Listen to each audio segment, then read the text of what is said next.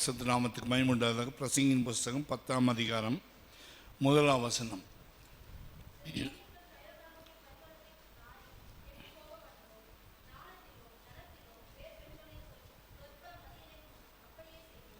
செத்த ஈக்கள் தைலக்காரனுடைய பரிமள தைலத்தை நாரி கெட்டு போக பண்ணும். ஞானத்திலும் கணத்திலும் பெயர் பெற்றவனை சொற்ப மதியினம் அப்படியே செய்யும். கர்த்தருடைய பரிசுத்த நாமத்துக்கு மகிமை உண்டாவதாக. இங்கே ஒரு தைலக்காரனுடைய தைலத்தை, பரிமள தைலத்தை குறித்து படிக்கிறோம்.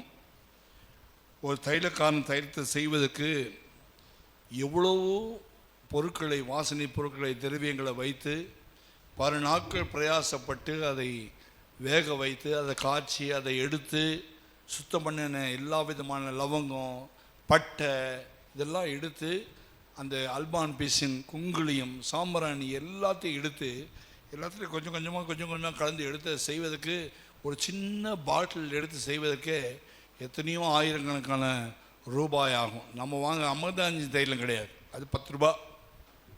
இது சொல்லப்பட்டிருக்கு தைலக்காரனுடைய தைலம். நல்லது என்ற தைலத்தை ஒருத்தி கொண்டு வந்து ஏசாமி காலில் ஊற்றினாலே அந்த தைலத்துடைய விலை மட்டுமே 4.5 லட்சம் ரூபாய். ஸோ அந்த மாதிரி தைலமெல்லாம் இந்தியாவில் கிடையாது, வாங்க மாட்டாங்க. இது பிச்சைக்காரன் நாடு, இது ஏழை நாடு. யூதர்கள் வாங்குவார்கள். யூதர்கள் வாங்கி அந்த மாதிரி வெளியேறப்பட்ட தைலம் தான் இயேசுடைய காலில் பூசப்பட்டது. ஒரு வருஷத்தினுடைய சம்பளம் முழுசும் கொண்டு வந்து, பாடுபட்ட சம்பளத்தை கொண்டு வந்து இயேசுடைய காலிலே பூசினாள். பாவியாகிய ஒரு ஸ்திரியை கொண்டு வந்து அதுபோல் அவருடைய காலிலே தைலத்தை பூசினாள். இயேசுடைய மரணத்துக்கு முன்னாடி லாசருடைய வீட்டில் மரியாளும் கால்களிலே தைலத்தை பூசினாள், தலையை அபிஷேகம் பண்ணினாள். இப்படிலாம் பைபிளில் 3 இடத்துல தைலம் பூசப்பட்டது இயேசு சுவாமிக்கு. ஒன்று தலையில், 2 பேர் காலில் பூசினாங்க. ஒன்று பாவம் மன்னிக்கப்பட்டதுனால் பூசப்பட்டது, இன்னொன்று அவருடைய மரணத்துக்கு ஆயத்த வேலைகளை செய்வதற்கு முன்பதாக, மரண அடக்கத்துக்கு முன்பதாக பூசப்பட்ட ஒரு தைலம். இன்னொரு தைலம் அவர் அபிஷேகம் பண்ணப்பட்டவர், அவர் ராஜாவாக அபிஷேகம் பண்ணப்பட்டவர் என்பதற்கு, ஆசாரிய ஊழியம் செய்கிறார் என்பதற்கு அடையாளமாக தலையிலே எண்ணெய் ஊற்றப்பட்டது. கர்த்தருடைய பரிசுத்த நாமத்துக்கு மகிமை உண்டாவதாக. தைலக்காரன் நாட்களில் தைலக்காரன் யார், தைலம் என்னது, அது ஏன் ஊற்றினார், எதுக்காக ஊற்றுகிறாரு, தைலத்தை ஏன் செய்கிறார் என்பதை நாம் படிக்க போகிறோம். சின்ன வசனமாக இருந்தாலும் அதில் ஆழங்கள் உண்டு. ஒரு தைலம் எவ்வளோ காஸ்ட்லியாக இருந்தாலும் அதில் ஒரு சின்ன கொசுவோ ஒரு பூச்சியோ அதில் உள்ளே விழுந்துச்சுன்னா, ஒரு பாலில் ஒரு சொட்டு விஷம் விழுந்தால் எப்படி கெட்டு போகுமோ, ஒரு பூச்சி விழுந்தால் கெட்டு போகுமோ, ஒரு பள்ளி விழுந்தால் கெட்டு போகுமோ, அதை பயன்படுத்த முடியாதோ, அந்த தைலக்காரனுடைய தைலத்தில் ஒரு பூச்சி விழுந்து போச்சுன்னா அது அப்படியே கொட்ட வேண்டியதான். எத்தனை லட்சம் ரூபாய் இருந்தாலும் அதுக்கு பிரயோஜனம் இல்லை. கர்த்தருடைய பரிசுத்த நாமம் மகிமைப்படுவதாக. தைலக்காரன் யார்? தேவனாகிய கர்த்தர். தைலம் யார்? பரிசுத்த ஆவியானவர். தைலத்தை எப்படி உண்டு பண்ணார்? கர்த்தராகிய இயேசு கிறிஸ்துவை கல்வாரி சிலுவையிலே பிழிஞ்சி ஒலிவ மரத்தினுடைய, ஒலிவ பழத்தினுடைய அந்த விதைகளை நசுக்கினால் ஒலிவ எண்ணெய் வரும். அந்த இயேசு அந்த இரத்தத்தை ஊற்றி அவருடைய சரீரத்தை பிழிந்து காயப்படுத்தப்பட்டு இரத்தமாக வடிஞ்சி அந்த ஒலிவ எண்ணெய், அதுலேருந்து பிழிந்து எடுக்கப்பட்ட ஒலிவ எண்ணெயை வச்சு தான் பழைய ஏற்பாட்டு காலத்தில் பிரிஞ்சு எடுக்கப்பட்ட ஒலிவ, சுத்தமான ஒலிவ எண்ணெயை வைத்து தான் குத்து விளக்கு எரிய வைப்பாங்க ஆலயத்தில். ஆலயம் என்று சொல்லுது சபை, இன்னைக்கு இருக்க சபையை காட்டுது. குத்து விளக்கு சபையை காட்டுது. சபை கத்தர் எரிய வைக்கணும், முதல்ல பிடிக்கணும். ஒரு ஒலிவ பழத்தினுடைய விதையை எடுத்து தைலக்காரன் பிழியணும்.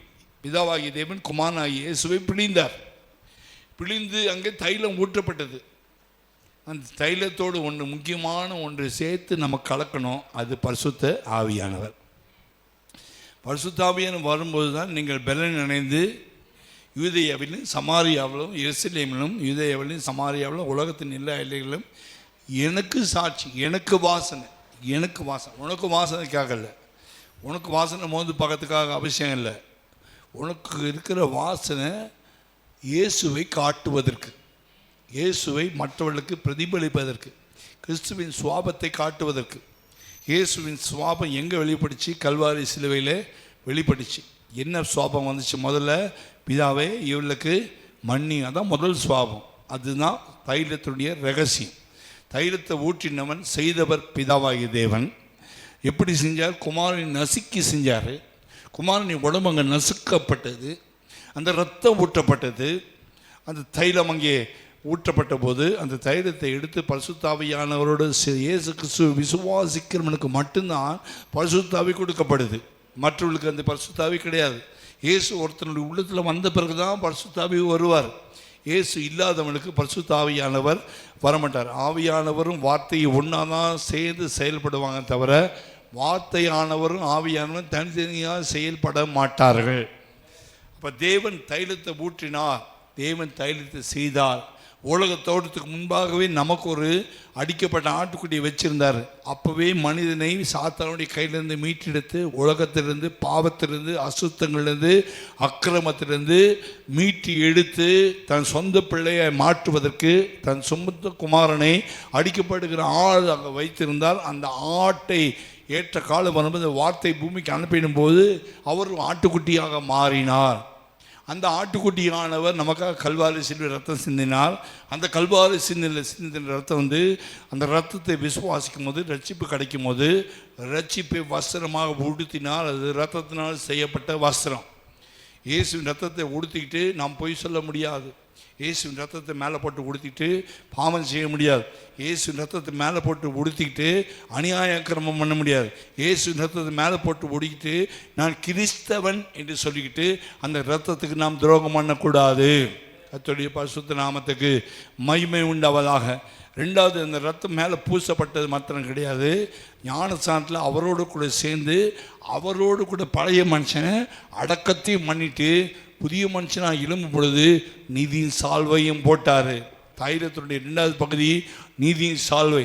தைலத்துடைய மூன்றாவது பகுதி துதியின் ஆடையாகிய அந்நிய பாஷை அடையாளத்தை அபிஷேகம் பண்ணி நமக்கு துதியின் வஸ்திரத்தை கர்த்தர் நமக்கு துதியின் ஆடையை நமக்கு தந்தார். கர்த்தருடைய பரிசுத்த நாமத்துக்கு மகிமை உண்டாவதாக.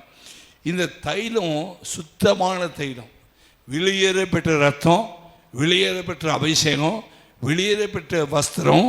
இதுக்குள்ளே ஏதாவது கரைப்பட்டாலோ, இதுக்குள்ளே ஏதாவது ஒரு பூச்சி விழுந்தாலோ, இதில் ஒரு கெட்ட வார்த்தை விழுந்தாலோ, ஒரு பொய் விழுந்தாலோ சில காரியங்கள் தைலத்தை கெடுக்கும். தைலத்தை கெடுக்கக்கூடிய 5 முக்கியமான காரியங்கள். நம்பர் 1, பெரிய பொல்லாத ஆவி, தற்பெருமை. நான் என்கிற ஒரு பெருமை வந்துச்சுன்னா நல்ல தைலம் கெட்டு போயிடும். நம்முடைய நல்ல தைலம் என்ன செஞ்சிடும்? கெட்டு போயிடும், யூஸ் ஆகாது, நாற்றம் எடுக்க ஆரம்பிச்சிடும். பெருமை வந்துச்சுனாலே நமக்குள்ள தைலம் நாற்றம் வாசனை வீச வேண்டிய தைலம், கிருபை காட்ட வேண்டிய தைலம், ஞானத்தை காட்ட வேண்டிய தைலம். அந்த தைலத்தில் இப்போ ஒரு தற்பெருமை, நான் யார் தெரியுமா, நான் எப்படி தெரியுமா, என் வீடு எப்படி தெரியுமா, என் குடும்பம் என்ன தெரியுமா, நான் பெருமை தலையை தூக்கி நல்ல மாதிரி இப்படி படம் படிக்க ஆரம்பிச்சிச்சுன்னா தைலம் கெட்டு போச்சுட்டான்னு அர்த்தம். அல்லேலூயா. இனி நாளில் கிறிஸ்துவே என்னில் பிழைத்திருக்கிறார். நான் சிலுவையில் அறையப்பட்டேன், நான் கிறிஸ்துவோடு சிலுவையில் அறையப்பட்டேன், ஆகிலும் நான் அல்ல இயேசுவே பிழைத்திருக்கிறார். அப்போ யார் தலையை தூக்கணும் நம்முடைய வாழ்க்கைன்னா, பெருமை தூக்கக்கூடாது தலையை, நான் என்ற பகுதியை தூக்கக்கூடாது. எந்த சமயத்தில் இயேசு தான் தலையை தூக்கணும். இயேசு கிறிஸ்து தலையை தூக்குவாருன்னா அதுக்கு பேர் புறா தலை. நம்ம தலையை தூக்கணும்னா அதுக்கு பேர் பாம்பு தலை. பாம்பு தலை இருக்கிற இடத்துல நாற்றம் அடிக்கும், ஆவிக்குரிய வாழ்க்கை நாற்றம் அடிக்கும், ஜெபம் வராது, வேத வாசிப்பு வராது, அபிஷேகத்தில் நிரம்ப முடியாது, ஆவியில் மூவ் பண்ண முடியாது. ஏன்னா ஆவியானவர் பரிசுத்த ஆவியானவர். இயேசு கிறிஸ்து பரிசுத்தர், பிதாவாகிய தேவன் பரிசுத்தர். அவர் பெருமை இல்லவனுக்கு நேர் ஆப்போசிட்டில் போய் பெருமை இல்லவனுக்கு எதிர்த்து நிற்கிறவர். பெருமை பேசிக்கொண்டே இருக்கும்பொழுது நம்முடைய அபிஷேகம் வெளியே போகுது. பெருமை பேசிக்கொண்டே இருக்கும்போது ரத்தத்தை நஷ்டப்படுத்துகிறோம். பெருமை பேசிக்கொண்டு இருக்கும்போது நம்முடைய அபிஷேகம் நாற்றம் அடிக்க ஆரம்பிக்குது. பெருமை பேசிக்கொண்டிருக்கும் போது வீடு நாற்றம் அடிக்கும், குடும்பம் நாற்றம் அடிக்கும், பிள்ளைகள் நாற்றம் அடிப்பார்கள். ஏன்னா பெருமை இருக்கிற இடத்துல தேவன் இருக்க மாட்டார். பெருமைக்கு விரோதி இந்த கர்த்தர். இயேசு கிறிஸ்து தாழ்மையான ஒரு ஆட்டுக்குட்டி, அவர் எனக்குள்ளே இருக்கிறார் என்று பெருமையான பேசினால் நான் பெற்ற அபிஷேகமும் ரட்சிப்பும் நாற்றம் எடுக்க ஆரம்பித்து விடும். ரெண்டாவது முக்கியமான காரியம், ரெண்டாவது முக்கியமான மோசமான நாற்றம் அடிக்க வைக்கிற பாவம் என்னன்னா பொய். விளையாட்டுக்கு கூட போய் பேசக்கூடாது, விளையாட்டுக்கு போய் பேசக்கூடாது. விளையாட்டு கூட போய் பேசினா கூட விழுந்துடும் தைலத்துக்குள்ளே, அபிஷேக தைலத்துக்குள்ளே. உங்களுக்குள்ள ஒரு தைலம் இருக்குது. நீங்கள் அபிஷேகம் பண்ணப்பட்டவர்கள், நீங்கள் ரட்சிக்கப்பட்டவங்க. உங்கள் மேலே ஒரு கிருபை இருக்குது. இயேசு தான் கிருபை தான் இயேசு. யாருக்கு வெளிப்பட்டார்? நமக்கு வெளிப்பட்டார். எனக்கு வெளிப்பட்டது கிருபை. கடைசியாக அகால பிறவியாய் பிறந்த என்னையும் கர்த்தர் என்னையும் சந்தித்தார் என்று பவுல் 1 கொரிந்தியர் 15 பவுல் சொல்லும்போது, எல்லாருக்கும் தரிசனமாக கடைசியாக அகால பிறவியாக பிறந்த எனக்கும் கூட அவர் தரிசனமானார். நான் கொலைபாதகன், பாவி, மோசமானவன், எல்லா பேருக்கு தரிசனமானார். யோவானுக்கு தரிசனமானார், 500 பேருக்கு தரிசனமானார். கடைசியாக இந்த மோசமான பாவிக்கு கூட தரிசனமானார். நான் யார் தெரியுமா? பவுல் அப்படின்னு அவர் பேசல, நான் மோசமான பாவி, எனக்கும் தரிசனமானார். அல்லேலூயா. அவர் ரொம்ப தாழ்த்திட்டே சொல்றார். ஒரு வார்த்தையில் கூட பவுல் தன் வாயில பொய் பேசவில்லை. பொய்க்கு பேரு பிசாஸ். பொய்க்கு ஈக்குவல் யாரு? பொய் இஸ் ஈக்குவல் டு பிசாஸ்.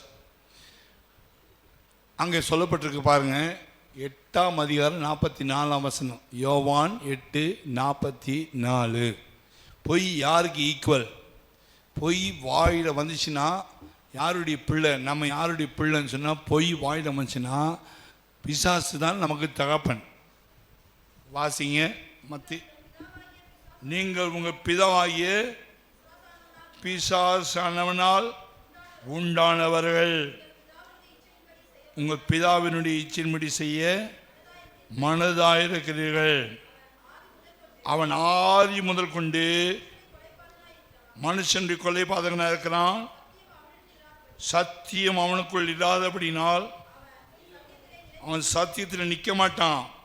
அவன் பொய்யனும் பொய்க்கு பிதாவுமா இருக்கிறான். அவன் பொய் பேசும்போது சொந்தத்தில் எடுத்து பேசுகிறான். சொந்தத்தில் என்ன இருக்குது? ஆல்ரெடி நல்ல தைலம் இருக்குது, நல்ல கிருபையில் இயேசு இருக்காரு, வாசனை தைலம் இருக்குது. சொந்தத்தில் எடுத்து ஒருத்தன் பேசுவானா, உண்மை பேசாமல் சொந்தமாக எடுத்து ஒரு ரிமார்க்ஸை, ஒரு தவறான காரியங்கள் டேமேஜ் பண்ண மாதிரி பொய்யா எடுத்து பேசுவானா, அவனுக்குள்ள பரிசுத்த ஆவியானவர் இல்லை, பிசாசு இருக்கிறான். அல்லேலூயா, அல்லேலூயா.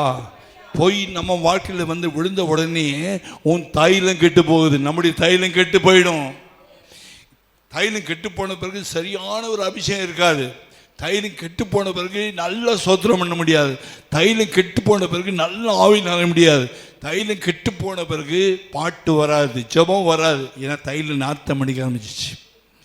தேவனே விலகி நிற்பார். ஆமேன். பொய் பேசுகிறவங்க பிசாசுடைய பிள்ளைகளாக இருக்கிறோம். ஆமேன். அப்போ எப்படி தைலம்? நல்ல தைலம் தான் கிடச்சிது, கொடுத்தார். நல்ல தைலம் கொடுத்தார், நல்ல ரட்சிப்பு கொடுத்தார், நல்ல ஞானஸ்தானம் கொடுத்தார், நல்ல அபிஷேகம் கொடுத்தார், நல்ல தைலம் உள்ள நல்லா அப்படி சோடா பாட்டில் உடைச்சா பொங்கி வர தைலமாக இருந்துச்சு. ஆமேன். சோடா பாட்டில் உடைச்சா என்ன செய்யும்? அப்படி பொங்கி நுரைச்சி பொங்கி நல்லா ஃபாவராக வரும். அதில் சோடா பாட்டில் உடைக்கும் போது சத்தம் வராமல் கேஸ் இல்லாமல் இருந்துச்சுன்னா அது நுரையும் நுரைக்காது, பொங்கியும் வராது. இந்த நாட்கள் இந்த அபிஷேகம் பெற்ற நாட்களில் பொங்கி வந்துச்சு. அப்படி சோடா பாட்டில் சோத்திரம் பண்ண ஆரம்பிச்சுன்னு புஷ்ஷன் பொங்கி வந்துச்சு அபிஷேகம். அது பவராக இருந்துச்சு, அதுக்கு வாசனை இருந்துச்சு, அதுக்கு ஜீவன் இருந்துச்சு, அதுக்கு வல்லமாக இருந்துச்சு. எப்போ சாத்தான் வாழ்க்கையில் பொய்யை கொண்டு உள்ளே போட்டானோ கெட்டு போச்சு. இப்போ அது ஓப்பன் பண்ண கூட புஷ்ஷுன்னு சத்தம் வரல. வெளியே பாம்பு தான் புஷ்ஷுன்னு சத்தம் போட தவிர உள்ளான மனுஷனில் உண்மையான பலன் இல்லை. ஹல்லேலூயா, ஹல்லேலூயா. அப்படி இருப்போம்னா கொஞ்ச நாள் கழிச்சு கொஞ்ச நாள் அப்படியே கேர்லெஸ்ஸாக விட்டோன்னா ஒரு நாள் சாத்தான் தலை வச்சு வீட்டில் ஆடுவான். ஆமேன். கர்த்தருடைய பரிசுத்த நாமத்துக்கு மகிமை உண்டாவதாக. 3வது மோசமான பாவம் இச்சை. சொல்லுங்க, இச்சை. அதை குறித்து எங்கே வாசிக்கிறோம்? 1 யோவான் 2ஆம் அதிகாரம் வாசிக்கிறோம். பாருங்கள், 2 விதமான மோசமான இச்சை. அந்த இச்சை என்ன செய்யணும்? எப்பேற்பட்டவனை விட்டு வைக்காது, யாரையும் விட்டு வைக்காது, யாரையும் விட்டு வைக்காது. 1 யோவான் 2ஆம் அதிகாரம் 14ஆம் வசனம்.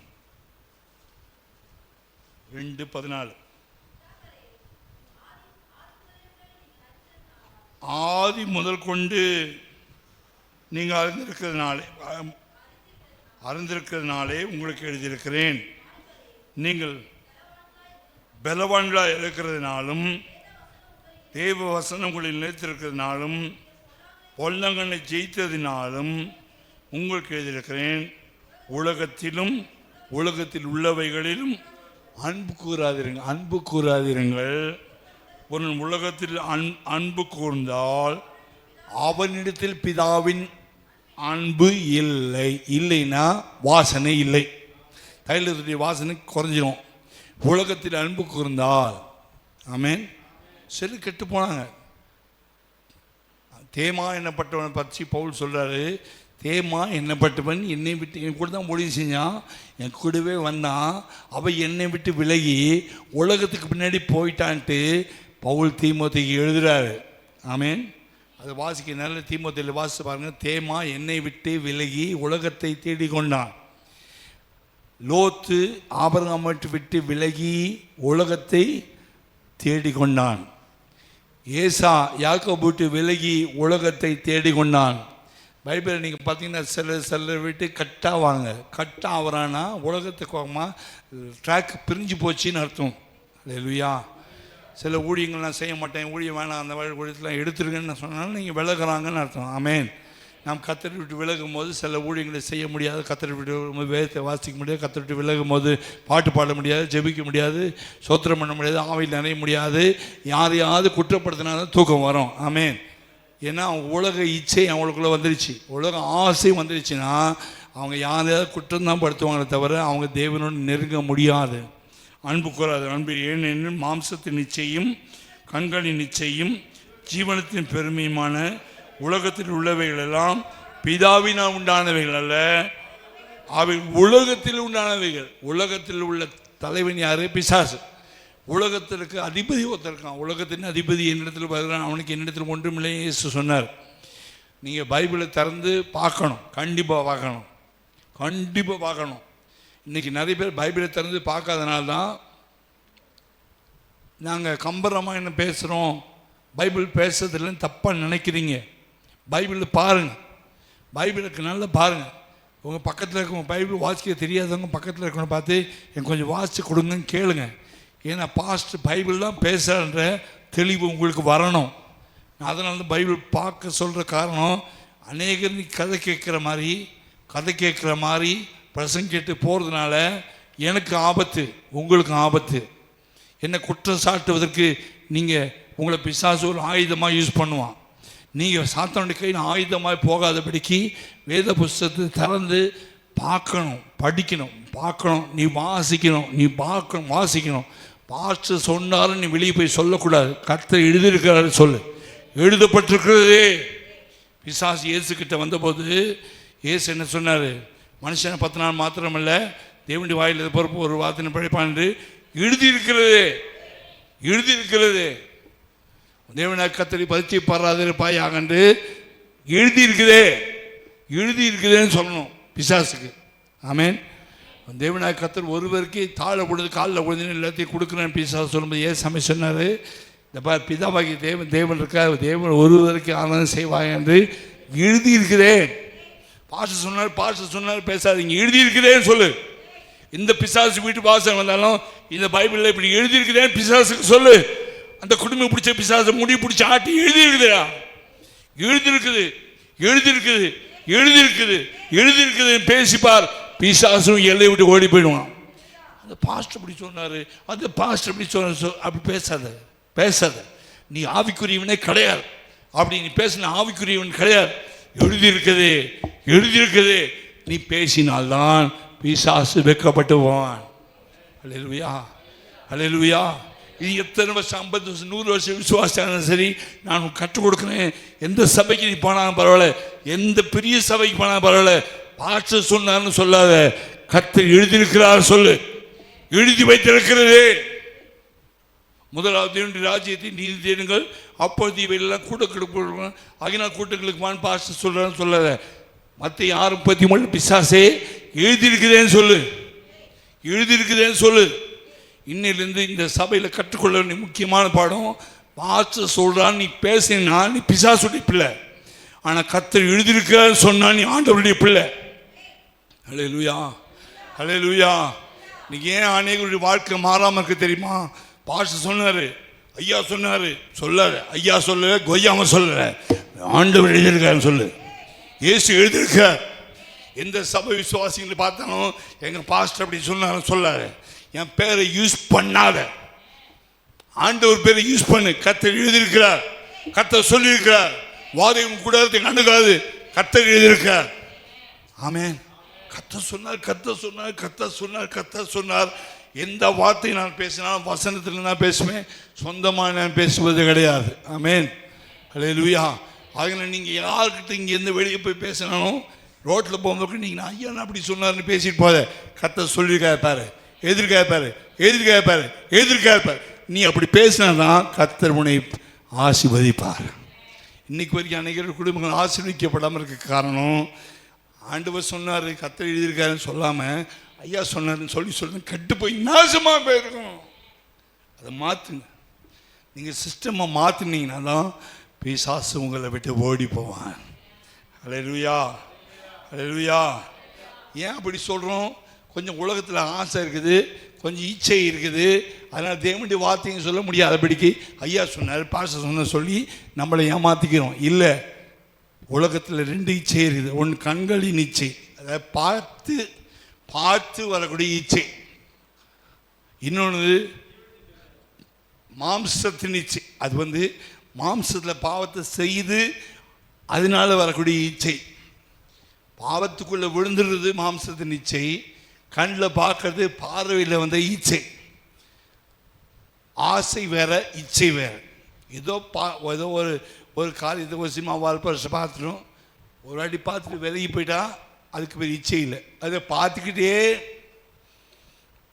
பட்டாணி கடையை பார்க்குற மாதிரி, மிட்டாய் கடையை பார்க்குற மாதிரி பார்த்துக்கிட்டே, இந்த சினிமா நல்லா இருக்கும்ல, அதை பார்த்தா நல்லா இருக்கும்ல, போனால் நல்லாயிருக்கும், அந்த இச்சை கூட்டிகிட்டே வந்துச்சுன்னா அதுக்கு பெரிய இச்சை. ரோட்டில் போகும்போது ஏதாவது சினிமா வால்பரிசை கண்ணில் பட்டு போயிட்டே இருக்கணும். அது நமக்கு உள்ளே போய் யூஸ் பண்ண, வேலை செய்யக்கூடாது, வேலை செய்ய விடக்கூடாது. விட்டிங்கன்னா தான் பிரச்சனை. தலை விரிச்சு நல்ல பாம்பு ஆடும். ஆமென். கண்களின் இச்சை, மாம்சத்தின் இச்சை. இது என்ன செய்யும்? நல்ல தைலத்தை அது கெட்டு போக பண்ணும். 4வது கீழ்ப்படியாமை. தேவன் சொன்னார், தேவனுடைய வார்த்தைக்கு நான் கீழ்ப்படியணும். கர்த்தர் சொல்லியிருக்காரு, பாஸ்டர் சொல்லி இல்லை. சபை கூடி வருதலை சிலர் விட்டு விடுவது போல விட்டு விடாதீர்கள் என்று கர்த்தர் சொல்லியிருக்காரு. எங்கே சொன்னார்? எங்கே சொன்னாருங்க? ரோட்டில் சொன்னார்? இல்லை. சபையில் சொன்னார்? இல்லை. பைபிளில் சொன்னார். இவரே 10:25 சொன்னார். எதிர்க்கிறார் சொல்லிப்பா. நீங்கள் சர்ச் மீட்டிங்கை மிஸ் பண்ணவே முடியாது. 10:25 வீட்டில் போய் வாசிக்கொள்ளுங்க, டைம் இல்லை. ஸோ நீங்கள் எழுதியிருக்கிறார் ஆகியெல்லாம் கோயிலுக்கு வந்திருக்கேன். பாஸ்டர் சொன்னதுனால நீங்கள் வரக்கூடாது. எழுதியிருக்கிறார், அதுக்காக வந்திருக்கோம். கர்த்தர் எழுதியிருக்கார், அதுக்கு தான் சனிக்கிழமை வரும். கர்த்தர் எழுதியிருக்கார், சபை கூடி விடுதலை விட்டு விடாதுன்னு எழுதியிருக்கிறார். கர்த்தருக்கு பயப்படுகிறவன் பாக்கியவான். ஹல்லேலூயா. மனுஷனுக்கு பயப்படாது. எனக்கு நீ பயப்பட வேண்டிய அவசியம் இல்லை. எனக்கு பயப்பட வேண்டிய, ஏன் நான் ஒரு யூஸ் வந்துடுவேன் தான். ஒரு அடக்காரனையும் இந்த மாதிரி நடத்திட்டு போயிடுவோம். நான் வேஸ்ட்டு, நான் ஒரு குப்பை, நான் கிறுக்கேன், ஒரு குப்பை. நான் இதில் ஒன்றுமே கிடையாது. உங்களை கர்த்தர் பக்கம் கை காட்டி விட்டு ஆண்டவர் பிடிச்சிட்டு போயிட்டேன்னு சொல்வேன். நான் பரலோகம் போனது என்னுடைய ஆசை. உங்களுக்கு கொண்டு போய் சேர்க்கறதுக்கு நான் ட்ரை பண்ணுவேன். அந்த ட்ரை பண்ணுறதுல கீழ்ப்படியாமல் போனால் விட்டுருவேன். அப்படியே இரு. ஹல்லேலூயா. கர்த்தர் யாரையும் ரொம்ப கட்டாயப்படுத்த மாட்டார். ஆதியாகமம் 6ஆம் அதிகாரத்தில் சொல்கிறாரு, என் ஆவி மனுஷனோடு என்னைக்கும் போராடுவதில்லை. போராட மாட்டார். ஏதோ முதல்ல ஆரம்பத்தில் வச்சுக்கப்பட்டு 4-5 வருஷம்தான் கர்த்தர் நம்ம கூட போராடி கொஞ்சம் வளர்ச்சி வர்ற வரைக்கும், கொஞ்சம் குழந்தை பருவம், இளம் பருவம், வாலிப பருவம், ஆவிக்குரிய முந்திரிச்சு வர்ற வரைக்கும் கொஞ்சம் போராடுவார். 5 வருஷம் வசனத்தை கேட்ட பிறகு அதுக்கப்புறம் ஒரு சின்ன குழந்தை மாதிரி பல் வேலைக்கு விட்றேன், பேஸ்ட் எடுத்துகிட்டு வா, பல்பு எடுத்துகிட்டு வா, நான் சொல்ல மாட்டேன். அது 5 வருஷம் வரைக்கும் தான். அதுக்கப்புறம் ஆண்டவர் நம்ம கூட உட்காந்து போராட மாட்டார். பிலேயாமோட கர்த்தர் போராடி பார்த்தார், அப்புறம் விட்டார். தேவன் சொல்லுகிறார் ஆதியாகமம் 6ஆம் அதிகாரம், என் ஆவி மனுஷனோட இன்றைக்கும் போராடுவது அவன் மாம்சம் தானே. அவன் வாழ போகிற ஆயுசு காலத்தையும் கர்த்தர் என்ன பண்ணிட்டாரு? குறைச்சிட்டார். 900 வருஷத்தை குறைச்சி என்ன பண்ணிட்டாரு? தேவன் மனுஷனோட ரொம்ப போராடுவார், ஆனால் ஆயுஷ் காலம் குறைஞ்சிரும். ஆயுஷ் காலம் குறைஞ்சிரும். போராடி போராடி போராடி நீ போ, எப்படின்னா கேட்டு போப்பா, என்ன ஒன்றும் பண்ண முடியாது அப்படின்னு 120 வருஷம் ஆக்கிட்டார். நம்மளை ஆயுஷ் காலம் கர்த்தர் குறையணும்னு நினச்சா கர்த்தர் போராடுறதுக்கு போராட கண்டுக்காம போனால் ஆயுஷ்காலம் குறைஞ்சிரும். கர்த்தர் போராட ஒப்பு கொடுத்துட்டு போனால் நம்மளுடைய ஆயுஷ்காலம் கூடும். ஹல்லேலூயா. கர்த்தர் மட்டும் போராடுற மாதிரி இடத்துல நம்ம இருக்கக்கூடாது. கர்த்தர் நம்மோடு போராடுற இடத்துல நம்முடைய இருதயம் இருக்குமானா நம்மளுடைய வாழ்க்கை இச்சையில் இருக்குது, உலக ஆசையில் இருக்குது. நம்முடைய ஆசையெல்லாம் வேற. ஆசையெல்லாம் நீ தான் வாயில் பாட்டு, ஆனால் உள்ள வேற, மனசு வேற. ஆகினால தைலம் கெட்டு போயிருக்குது. மூணாவது காரியம் இச்சை. நான்காவது காரியம் கீழ்ப்படியாமை. கீழ்ப்படியாமை. நீ என்ன தான் நீ சொல்லு, நீ சொல்கிறதுக்கு நேராக ஆப்போசிட் தானே செய்வேன். நீ சொல்கிறதுலாம் நான் செய்யணும் ஒன்றும் கிடையாது. ஆண்டவரை பார்த்து, ஆண்டவர் ஆதாம் பார்த்து சொல்லு, நீ சாப்பிடக்கூடாதுப்பா, சாப்பிட்றதுனால சாவேன். சாத்தான் வந்தான், மெதுவாக ஏவல்கிட்ட பேசினான். அவர்னா பெரிய ஜித்தா? ஆண்டவர் பெரிய ஜித்தா? அவர் சொல்கிறான்னு கேட்குறியா? திங்கி பேசாமல். அவர் அப்படி தான் சொல்லுவார். பாஸ்டர் கர்த்தர் அப்படி தான் சொல்லுவார், பைபிள் அப்படி தான் சொல்லும். திங்கி. பார்த்தா ரசிச்சா அழகாக இருக்குது, நல்ல படம். இதை போய் ஆண்டவர் சாப்பிட்றவங்க எவ்வளோ பொறாம பிடிச்சிடும், ஆண்டு எம்மளை பொறாம பிடிச்சிடும் ஆண்டவர்ன்ட்டு அதை எடுத்து சாப்பிட்டான். மேலே ஒரு மகிமின் வஸ்திரம் இருந்துச்சு. அதை சாப்பிட்ட உடனே அவருடைய வஸ்திரம் போயிடுச்சு. மேலேருந்து வந்த வஸ்திரமும் போயிடுச்சு. இது வரைக்கும் நிர்வாணியாக இருந்தால் கூட நிர்வாணிகளாக இல்லை, ஆண்டவர் ட்ரெஸ் பண்ணி வச்சுருந்தார். மகிமை ஜோதியாக மகிமையான வஸ்திரம் போட்டு வச்சுருந்தார். நான் அப்படி தான் பண்ணுவேன். அவர் சொல்கிறப்பெல்லாம் கர்த்தர் சொல்கிறப்பெல்லாம் கேட்க முடியாது. ஏன்னா பைத்தியக்காரனா? திங்கு போ. நிர்வாணி தான், அப்படிப்பட்டவங்க பேர் நிர்வாணி. ஏன்னா ட்ரெஸ்ஸு போயிடும், கர்த்தருடைய மகிமை போயிடும். நம்முடைய தைலத்தினுடைய வாசனை, அந்த மகிமை எப்போ போவோன்னா தேவனுக்கு நம்ம கீழ்ப்படியாமை காட்டும் போது தைலம் கெட்டு போகும். ஆமென். தேவனுக்கு கீழ்ப்படியும் போது வாசனை வீசும். 128 சங்கீதம் 1 வசனம் வாசிங்க. கர்த்தருக்கு பயந்து அப்படி வழிகளில் நடக்கிற மனுஷன் பாக்கியவான். வாசிங்க. என்னென்ன ஆசீர்வாதம், என்னென்ன மகிமை உண்டாம் வாசிங்க. 128 சங்கீதம் 1 வசனம். கர்த்தருக்கு பயந்து அவருடைய வழிகளில் நடக்கிற மனுஷன் பாக்கியவான். கர்த்தருக்கு பயந்து, அவனுக்கு கர்த்தருக்கு பயந்தாலே கீழ்ப்படிவான். பயம் இல்லாமல் போச்சுன்னா கீழ்ப்படிய மாட்டான்.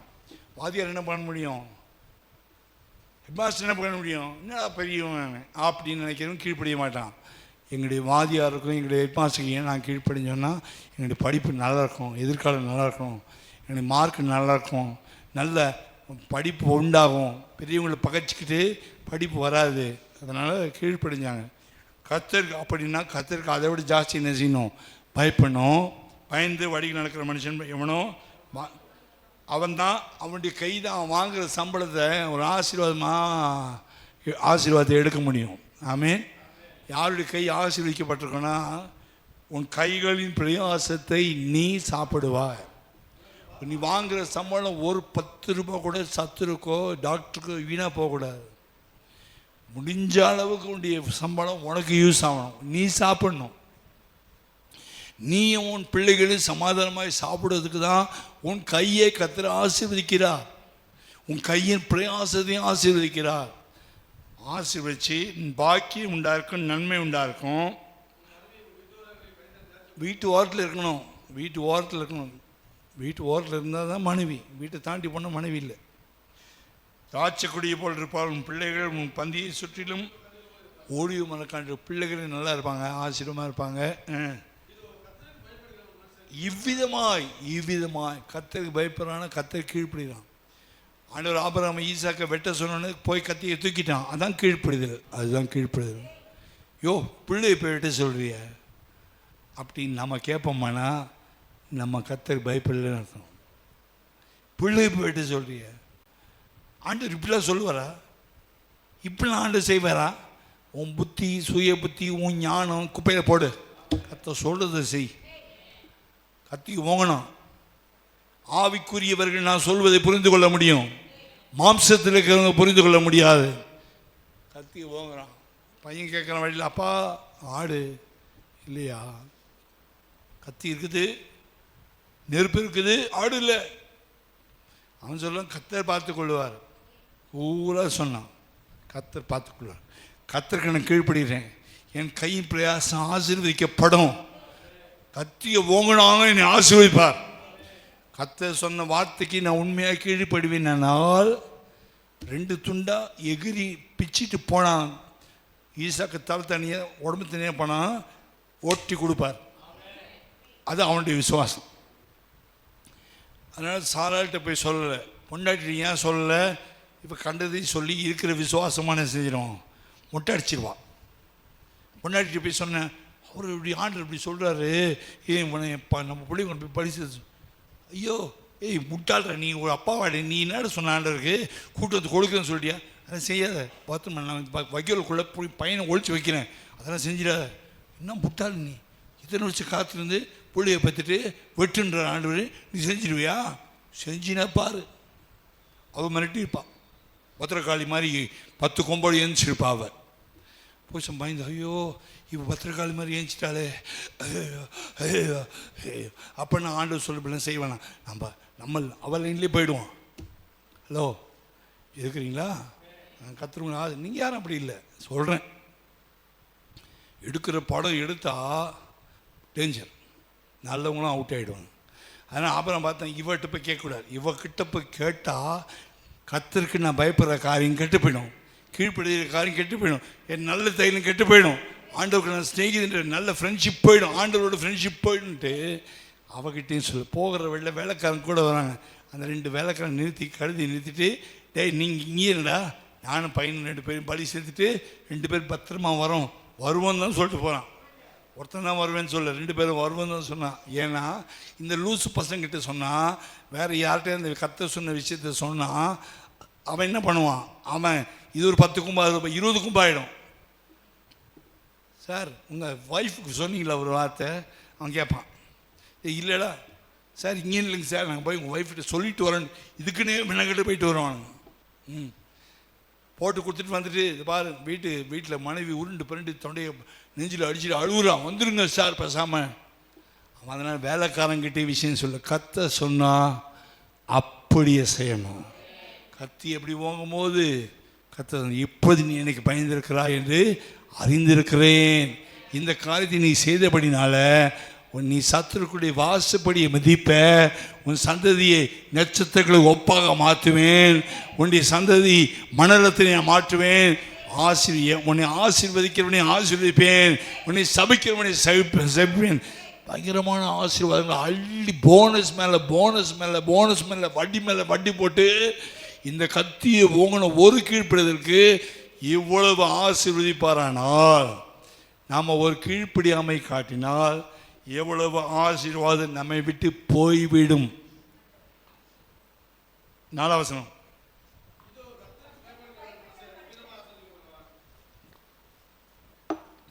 இதோ கர்த்தருக்கு பயப்படுகிற மனுஷன் இவ்விதமாய் ஆசீர்வதிக்கப்படுவான். ஆசீர்வதிப்பார். மேல சத்தம் வந்துச்சு,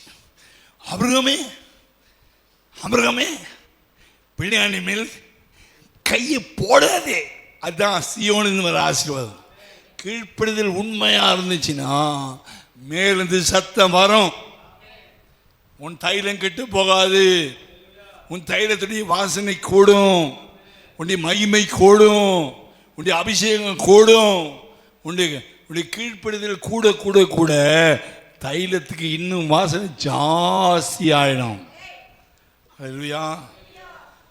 5வது முக்கியமான அந்த பூச்சி என்னன்னு சொன்னால், தேவையற்ற பயம். செத்துருவேனோன்னு பயந்தான். யார்? யோபு. நான் பயந்தது எனக்கு நேரிட்டது. பயம் என்பது நம்மை கொல்லக்கூடியது. பயம் ஒரு சூசைட் பாம் மாதிரி. பயத்தை நெஞ்சில் கட்டிட்டு ஒருத்தர் நினைப்பாங்கன்னா அவனுடைய உயிர் சீக்கிரம் பிரிஞ்சிடும். ஹார்ட் அட்டாக் வர்றது பயத்தினால்தான், பிபி ஏறுறது பயத்தினால்தான், சுகர் ஏறுறது பயத்தினால்தான், உடம்புல வியாதி கூடுவது பயத்தினால்தான். பயத்தினால 96 நரம்புகள் பாதிக்கப்படுது. தேவையற்ற பயம். நடக்குமா நடக்காதா? பயம் பயம் பயம் பயம். யோபு பயந்தான். எப்படி ஆகுமோன்னு ஒருத்தி பயந்தா, வயிற்றுக்குள்ள 2 பேர் ஓச்சிக்கிறாங்கன்ட்டு ரெபேக்கா பயந்தான். எப்படி ஆகுமோ பயம். இசைக்கு உயிர் போயிடுமோன்னு ரொம்ப பயந்து போய் சோத்து பக்கமாக திரும்பி ஓடுனதான். அவனுக்கு உயிர் மேலே பயம். சரி போனப்போ ஓச்சு போந்தா போன 15 வருஷம் வச்சுக்கோ சொல்லி கொடுத்தார். ஆனால் பிற்கால எசேக்கியேலுடைய வாழ்க்கை, ராஜாவுடைய வாழ்க்கை கெட்டு போச்சு. ஏன்னா அவன் பாபிலோனில் இருந்து வந்ததான ஸ்தானாபதிகள் வந்தபோது தேவனுடைய ஆலயத்தில் இருக்க சாலமோன் கிட்ட தேவாலயத்தில் இருக்கிறதான கோல்டு வெள்ளி பொக்கிஷங்களை பாபிலோன் ராஜா அனுப்பின ஸ்தானாபதிக்கு திறந்து காட்டிட்டான். எக்ஸ்டென்ஷன் கொடுத்தா பிரச்சனை, உயிருக்கு பயந்ததுனால எக்ஸ்டென்ஷன் கொடுத்தாரு ஆண்டவர்.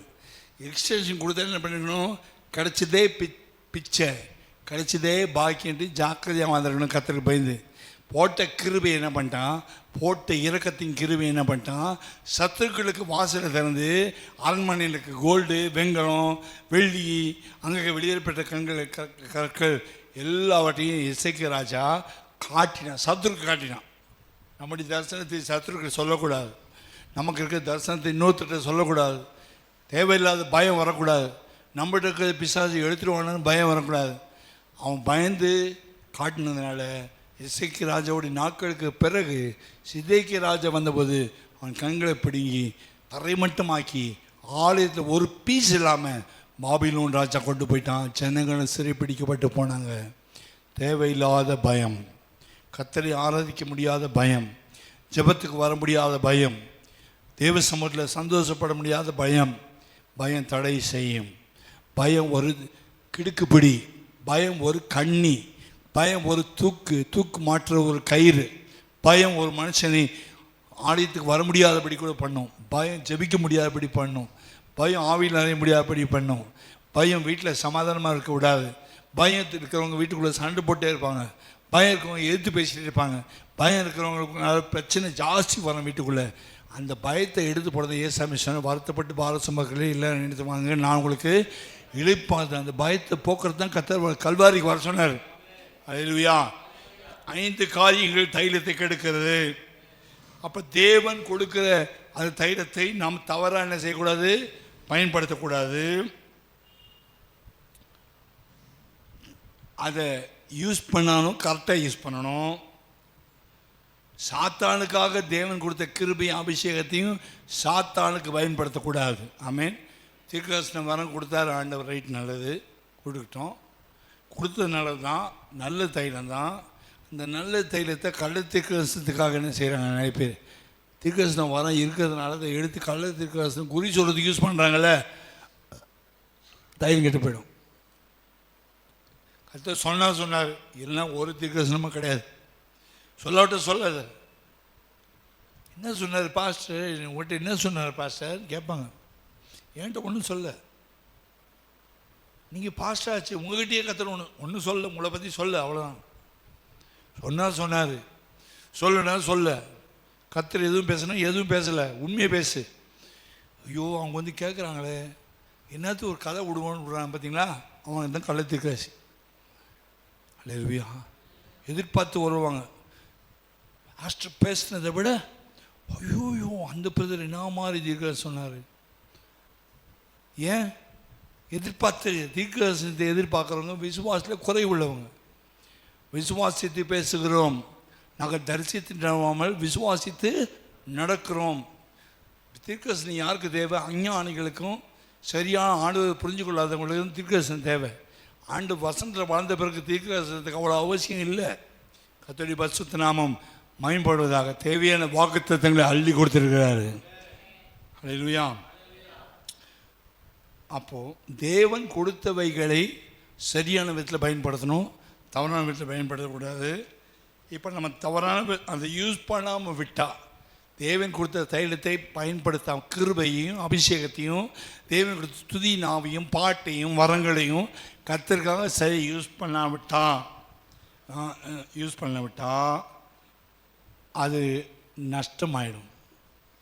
அதனால் எளிமையாக பார்த்து சொல்கிறாரு, 13ஆம் அதிகாரம் 2ஆம் வசனத்தில் எளிமையாக பார்த்து சொல்கிறாரு. 13ஆம் அதிகாரம் 2ஆம் வசனம்,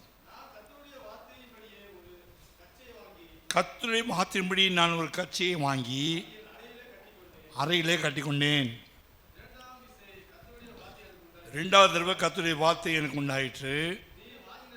நீ வாங்கினதும் உன் இடுப்பில் அறையில் கட்டியிருக்கிறதுமான கட்சியை எடுத்துக்கொண்டு எழுந்து ஐப்ராத் நதி மட்டும் போய் அங்கே ஒரு கண்மலை வெடிப்பிலே ஒளித்து வை கண்மலை வெடிப்பிலே ஒளித்து வை. கஷ்டப்பட்டு புதுசாக வாங்கின கச்சை, காஸ்ட்லியான ஷாலு, அது இடுப்பில் டைட்டாக கட்டியிருக்கிற, அது கொண்டு போய் என்ன செய்யி, நான் சொல்கிற இடத்துல மலை மேலே போயிட்டு ஒரு கண்மலை வெடிப்பில் அந்த கட்டியிருக்கிற அந்த வேஷ்டியும் அந்த ஷாலையும் கொண்டு போய் அப்படி மடித்து அதுக்குள்ளே அந்த வெடிப்பில் வச்சுட்டு, நான் போய் கர்த்தர் எனக்கு கட்டளையிட்டபடியே அதை ஐப்பிராத் நதி ஓரத்தில் ஒளித்து வைத்தேன் வச்சிட்டார். ஐப்பிராத் நதி ஓரமாக ஒரு மலை இருக்குது, அங்கே ஒரு கண்மலை இருக்குது, அங்கே ஒரு வெடிப்பு இருக்குது. இடுப்பில் எளிமையா அழகான திருக்கதரிசி அழகான காஸ்ட்லியான ஒரு ஷாலை கட்டிட்டு போகிறாரு. அந்த கச்சை இடுப்போடு ஒட்டி இருக்கிற வரைக்கும் புது கச்சை. இடுப்பு போட்டு கழட்டி அதை மடித்து அந்த கண்மலை வெடிப்பில் வச்சுட்டு வந்த பிறகு ஒழிச்சு வச்சிட்ட பிறகு அநேக நாட்கள், 6 மாதமோ 3 மாதமோ 8 மாதமோ 10 மாதமோ தெரியாது, அநேக நாட்கள் பைபிள் சொல்கிறதுனால டைம் தெரியாது. அநேக நாட்கள் சென்ற பின்பு கர்த்தரை நோக்கி, ஐப்பிராத் நதிக்கு போப்பா, அங்கே நீ ஒழிச்சு வச்சல, அந்த ஒழித்து வைத்த எடுத்துட்டு வா. வைக்க சொன்னவர் யாரு? கொண்டு வர சொன்னது யாரு? நம்மளை தான் என்ன செஞ்சுருப்போம், இவர் வேலை வெட்டி இல்லை, இடுப்பில் கட்டியிருக்க கொண்டு அவுத்து அங்கே வச்சுட்டு வான்றாரு. 6 மாதம் கழிச்சு அது திரும்பி எடுத்துகிட்டு வான்றாரு. என்னடா ஆண்டவர், நம்ம ஆண்டவர் பைத்தியக்காரன் நினைப்போம். ஆண்டவர் பைத்தியக்காரன் இல்லை, ஒரு ஞானமுள்ள தேவன். ஆமீன். கொண்டு வான்றார். ஆபிரகாம் கேள்வி கேட்காம போனது போல இவனும் சொன்னபடியே போய் செஞ்சான்.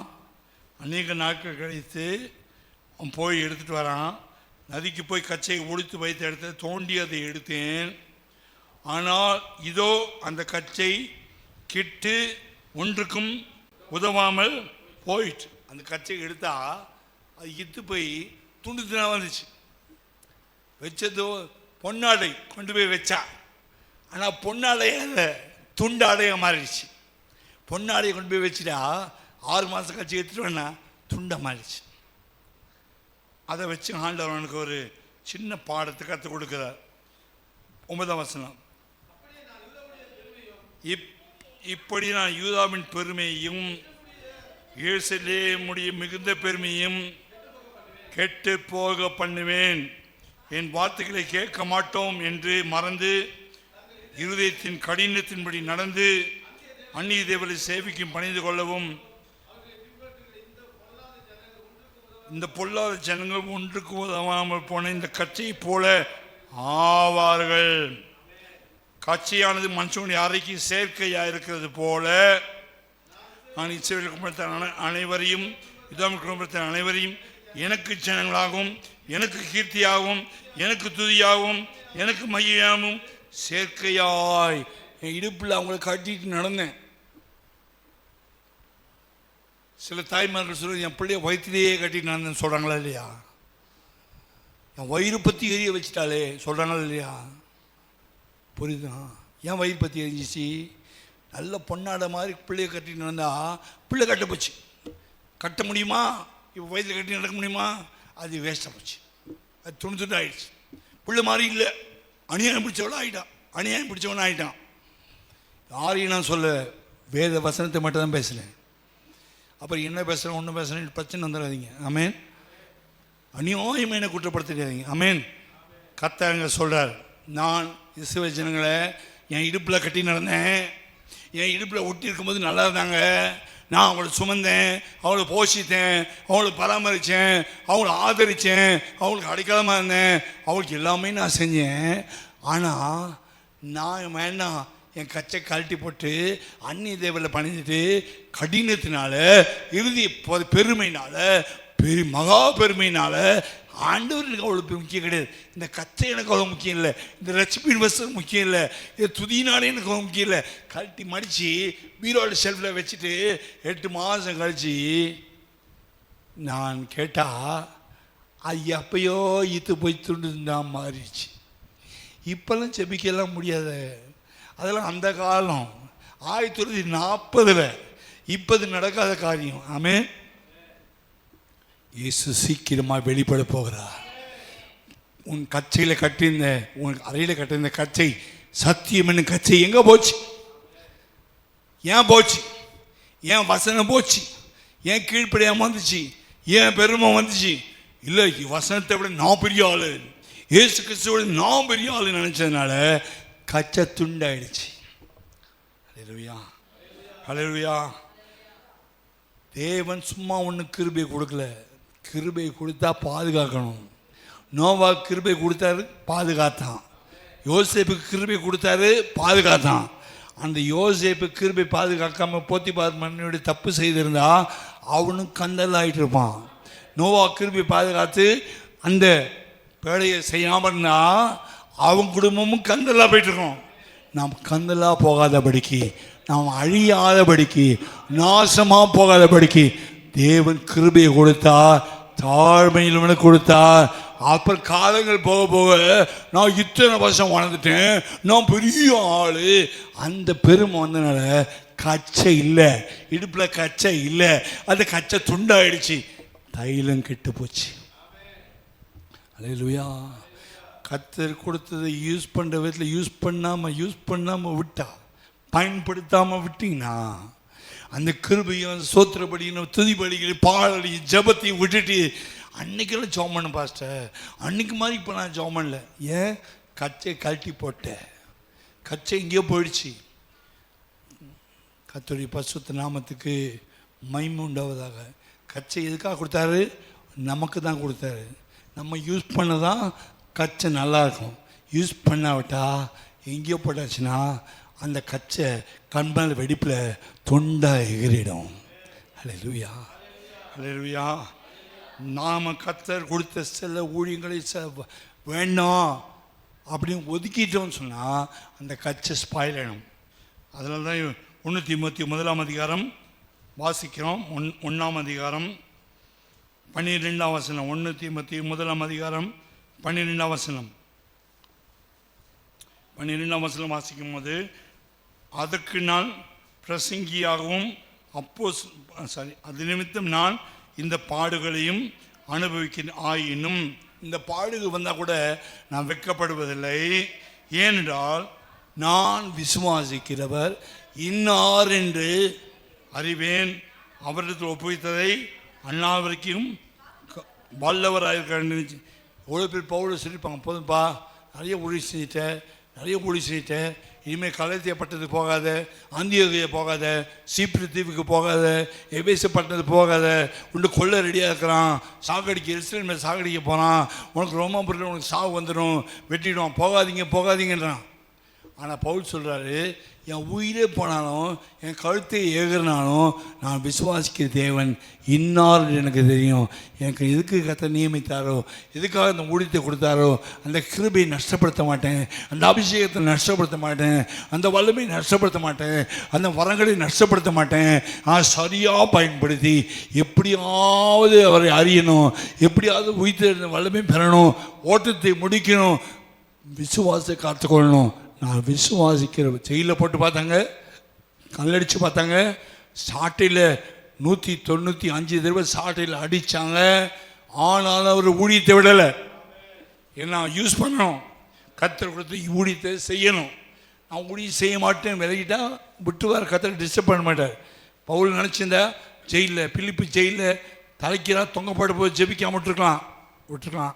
ஆனால் என்ன பண்ணான்? பவுலும் சீலாவும் ஜெபிச்சாங்க. நம்மளை ஜெயிலில் போட்டால் கண்டிப்பாக வீட்டில் இருந்தே ஜெபிக்கிறது கிடையாது. அப்புறம் ரோட்டில் போனால் எங்கே ஜெபிக்கிறது, காட்டில் போனால் எப்படி ஜெபிக்கிறது, ஜெயிலில் போனால் எப்படி ஜெபிக்க, சர்ச்சுக்கு வந்து ஜெபிக்க முடியல. ஆமாம், அந்த ஜெயிலில் தலையை தொங்குறாங்க. அவன் சொல்ல, ஐயோ எனக்கு கிருபை போயிடும், நான் ஜெபிக்காமல் போனான். ஐ மீன் உயிர் போகும்போது ஜெபிச்சுட்டே உயிர் போனோம், தலைக்காக தொங்கிட்டே உயிர் போனோம். அவன் ஜோம் பண்ணுறான், பாட்டை பாடுறான், அன்னி பாஷை பேசி பேசி பேசி பேசி பேசி ஆண்டவரே சிங்காசனத்தை விட்டு இறங்கி வந்து அவனுடைய தைலம் விசேஷமான தைலம், அது கொட்டிடாதபடிக்கு, நாசமாகாதபடிக்கு அவனுக்கு ஜெயிலில் திறந்துட்டு கர்த்தர் காப்பாற்றினார்.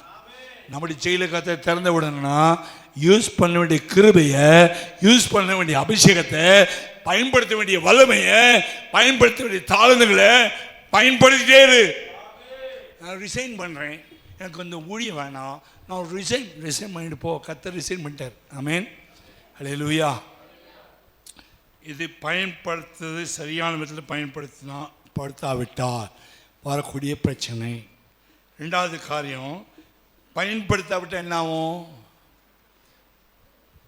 ஒரு பொருளை ரொம்ப நாள் வச்சுட்டு வீட்டில் யூஸ் பண்ணாமல் வச்சுங்கன்னா, தேங்காய் எண்ணெய் வச்சுருக்கீங்க, தேங்காய் எண்ணெய் நல்ல தேங்காய் எண்ணெய் தான், செக்கில் அடைச்ச தேங்காய் எண்ணெய் தான், 4 வருஷம் மேலே செல்ஃபில் வச்சுட்டீங்க. 5ஆவது வருஷம் எடுக்கும்போது தேங்காய் எண்ணெய் திறந்து கொஞ்சம் மோந்து பாருங்கள், அது தேங்காய் எண்ணெயே கிடையாது, அது வேறு ஏதோ. சிலலாம் டவலில் நல்லா தாய் தோட்டிட்டு டவல் என்ன செய்வாங்கன்னா வெயிலில் காய போட மாட்டாங்க, வீட்லேயே பத்திரமா இன்னும் கோல்டு மாதிரி வீட்டுக்குள்ளேயே காய போடுவாங்க. அடுத்த நாட்கள் அடுத்தவங்க போய் மூச்சு துடைக்க முடியாது, துடைச்சா அதில் ஒரு ஸ்மெல்லு வரும், தெரியுமா? அதில் அனுபவம் தான், தெரியுமா? ஆமாம். அதுபோல் நீங்கள் அபிஷேகத்தை பத்திரமா வச்சுட்டு வீட்டுக்குள்ளேயே வச்சு அப்படியே போட்டு வச்சிங்கன்னா டவலில் நாற்றம் முடித்த மாதிரி நாற்றம் வந்துடும் தைலத்தில். புரிய வைக்கிறதுக்கு ஈஸியாக புரிய வைக்கிறதுக்கு டவலை பற்றி சொன்னேன். இன்னைக்கு எத்தனையோ நாறு, அதை நான் பேசவே இல்லை. ஆமேன்.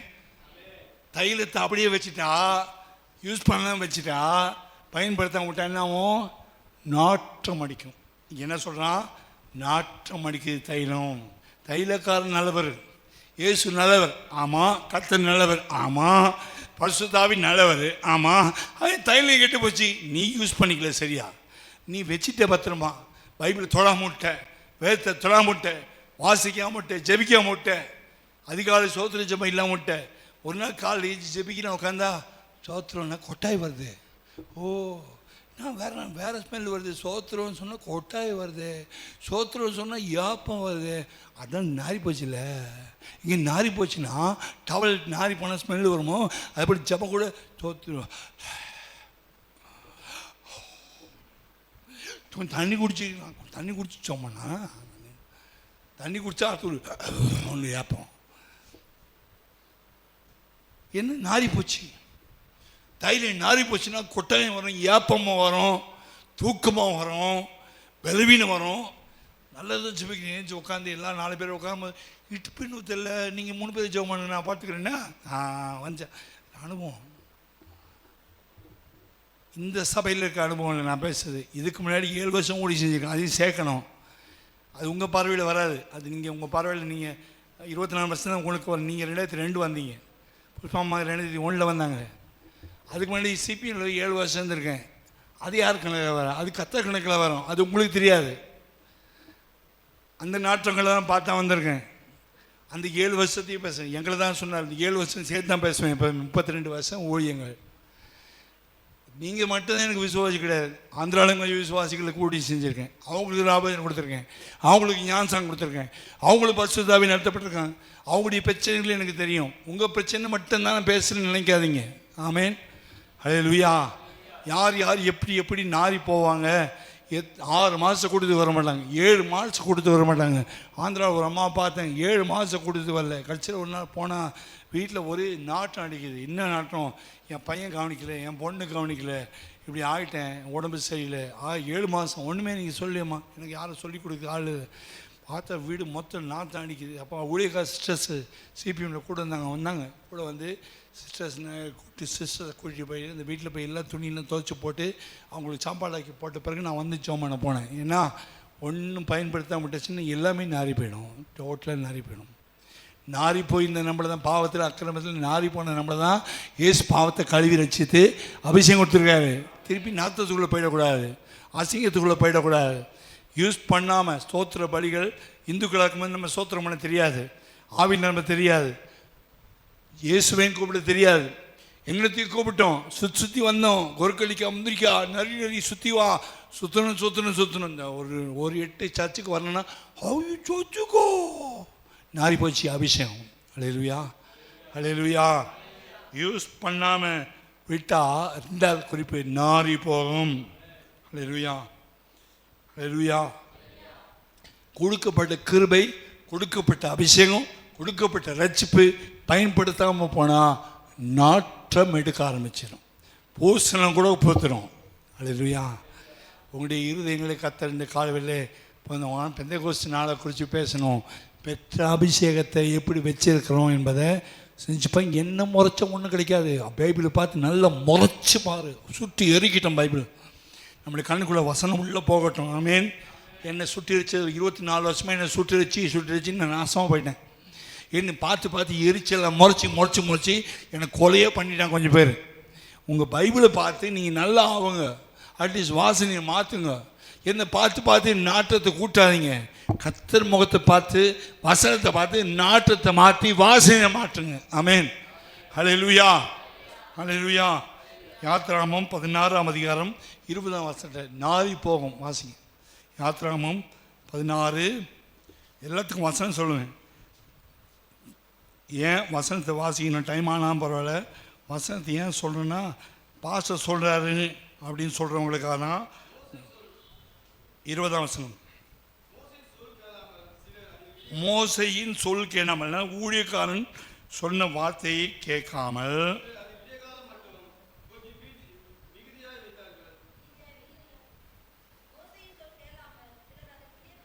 அந்த ஊழியக்காரர் சொல்கிறார் 5 நாள் 6ஆம் நாள் எடுங்க, 7ஆவது நாள் என்ன செய்யுறீங்க? மண்ணா வராது. மண்ணா டபுளாக பொறுக்கிங்க. 6ஆவது நாள் டபுளாக பொறுக்கி வச்சுக்கிட்டிங்கன்னா 7ஆவது நாள் 2 நாளைக்கு சாப்பாடு உங்களுக்கு இருக்கும். ஆனால் திங்கட்கிழமை, செவ்வாய்க்கிழமை, புதன்கிழமை, வெள்ளிக்கிழமை மற்ற நாட்களில் எக்ஸ்ட்ரா எடுக்காதீங்க. அடுத்த நாளைக்கு மீதி வைக்காதீங்க. அது நாரி போயிடும். தேவன் சொன்ன வார்த்தை அதுதான். ஏன் அப்படி சொன்னார் மோசே? திங்கட்கிழமை கொஞ்சம் எக்ஸ்ட்ரா எடுத்து வச்சுக்கிட்டேன்னா, செவ்வாய்க்கிழமை எக்ஸ்ட்ரா எடுத்து வச்சுக்கிட்டேன்னா, அடுத்த நாளைக்கு கொஞ்சம் அடுத்த நாள் காலைல 4-5 மணிக்கு போய் பனியில் போய் பொறுக்கிறது சீக்கிரம் எழுந்திரிக்கணும்ல. கொஞ்சம் கொட்டாய் விட்டு, கொஞ்சம் பல் வலிக்கிட்டு, கொஞ்சம் அப்படியே சுற்றி ரவுண்ட் அடிச்சுட்டு அப்புறமா சாப்பிட்டுக்கலான்ட்டு செவ்வாய்க்கிழமை எடுத்து வச்சுக்கிட்டாங்க. புதன்கிழமை சாப்பிட்றதுக்கு. புதன்கிழமை காலை சாப்பிட்லான்னு பாத்திரத்தை ஓப்பன் பண்ணால் எல்லாம் பொழுது போச்சு.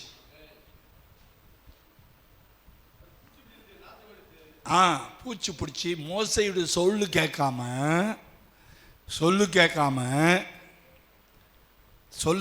இருக்கா. அது கொஞ்சம் மீதியாக வச்சு நாளைக்கு பார்த்துக்கலாம். ஆமாம், இதெல்லாம் உங்கள் வீட்டில் அனுபவம் நிறையா இருக்கலாம். கடையில் பிரியாணி வாங்கினீங்கன்னு வச்சுங்க, அதை பத்திரமா எடுத்து வச்சு நாளைக்கு பார்த்துக்கலாம். இந்த பிரியாணி நாளைக்கு கிடைக்குமா? இன்றைக்கி கிடைச்ச பிரியாணி நாளைக்கு கிடைக்குமா? ஏசு கிறிஸ்து கிடைச்சாங்க கிடைப்பாது. பிரியாணி கிடைக்காது, எடுத்து வைப்பாங்க. காலையில் பார்த்தீங்கன்னா சாப்பிட்லாம். 4 மணிக்கு சோத்திர ஜபம் பண்ணுறாங்களோ இல்லையே சிலர், சோத்திராண்டு பிரியாணிக்கு முதல்ல பார்த்துட்டு வந்துடுறேன், அப்புறம் சோத்திரம் பண்ணுறேன். பிரியாணிக்கு போனால் அது மொத்தம் அப்படி குழக்குழன்னு ஊசி போயிடும். அனுபவம் பேசு. 4 மணிக்கு கத்தர் முகத்தை பாரு, அப்புறம் பிரியாணி பாரு, அது நாரி போயிடுச்சு. தேவன் மோசை மூலமாக சொன்னார், நாளைக்கு சேர்த்து பொறுக்காதீங்கன்னா இன்னைக்கு பொறுங்க. காலைதோறும் கிருபை புதிதாக இருக்குது. இன்னைக்குரிய ஜபத்தை இன்னைக்கு பண்ணு. இன்னைக்கு சேர்த்து நாளைக்கு படிச்சுக்கிற பைபிள், இன்னைக்கு சேர்த்து நாளைக்கு கிருபை பொறுக்க செய்யாத. அடுத்த நாளைக்கு அது யூஸ் ஆகாது. இன்னைக்கு தான் அந்த கிருபை. அந்த நாளுக்கு அந்த கிருபை போதும். என் கிருபை உனக்கு போதும். அந்த நாளைக்கு கிருபை வாங்கணும். அவன் என்ன பண்ண, அந்த மோசை எப்படி தான் சொல்லுவான். அந்த ஊழிக்காரன் அந்த பாஸ்டருக்கு புத்தி இல்லை. அவன் எல்லாத்தையும் காலையில் 4 மணிக்கு ஜாம் பண்ணுறதுக்காக அப்படி சொல்கிறான். ஸோ பொறுக்கி தான் வைப்பான்டான்ட்டு சோதிச்சு பார்த்தாங்க. தேவனை கத்தரை பறிச்சு பரதரை சோதிச்சு பார்த்தாங்க. எப்போயும் பாஸ்டர் சொன்னால் வேணும் ஆப்போசிட்டை சொல்கிறது சிலருக்கு ஸ்பிரிட், அந்த விஷயம் ஸ்பெஷல் அபிஷேகம் இருக்கும். நீங்கள் ஒன்று சொன்னீங்கன்னா நேராக அந்த விசுவாசி ஆப்போசிட்டை செய்வாங்க. அது விசேஷமான அபிஷேகம். கலந்துக்கிறேன் சொல்லாதுன்னு சொன்னால் வேணுன்னே சொல்லுவான். வச்சானுங்க. வச்சு அடுத்த காலையில் போய் ஓப்பன் பண்ணி பார்த்தா என்ன ஆயிடுச்சு? அந்த பூச்சி பிடிச்சி நாத்தம் எடுத்து மோசைக்கு வேற இவங்க பண்ணதுனால மோசைக்கு ஊழியக்காரனுக்கு கோவம் வந்துச்சு. ஏன்னா ஊரே நாற்றம் அடிக்குது. 32 லட்சம் பேர் வீட்டில் எல்லா வீட்லேயும் புழு வந்துச்சு, பூச்சி வந்துச்சு. இந்த பூச்சை பெருக்கி கிறுக்கி கோடுறதுக்குள்ளே 32 லட்சம் பேர் ஒரு வீட்டில் 4 நாள் செத்துருவோம். இன்னும் 32 லட்சம் பேர் வீட்டில் நாரி போச்சுன்னா ஆகும். உங்கள் வீடுகளில் நாற்றம் அடிக்காமல் இருக்கணும்னா அதிகாலையில் கத்தரை தேடு, அதிகாலையில் வேதத்தை வாசிச்சு பார், அதிகாலையில் கிருபை பெற்றுக்கொள்ளுவாயாக. காலையில் கிருபை பெற்றுக்கொள்னா வீட்டில் நாத்தம் வராது. நாளைக்கு வேண்டிய கிருபை இன்னைக்கு சேர்த்து வச்சுக்கிறேன், நாளைக்கு தூங்கிடுறேன் அப்படின்னா கொட்டாயம் வரும், ஏப்பமாக வரும், நாற்றமாக வரும். வயிறு கெட்டு போச்சு, ஆல்சர்னு சொல்கிறாரு டாக்டரு. இன்னொருத்தர் ஏப்பமாக வருது. ஒரு ஏப்பம் வந்தால் நல்ல ஏப்பம், 40 ஏப்பம் வந்துச்சுன்னா உள்ள லிவரில் பிரச்சனை நாரி போச்சு. கர்த்தர் நம்மை தொடுவாராக. நானே உன் பரிகாரியாய கர்த்தர். மூன்றாவது, சுத்தமாக யூஸ் பண்ணாமல் விட்டாவும் மத்தேயு 25 சீக்கிரமாக முடிக்கிறேன், 10 நிமிஷம் முடிக்கிறேன், என்னோடு சேர்ந்து வாங்க. மத்தேயு 25ஆம் அதிகாரம் 25 வசனம். அங்கே ஒரு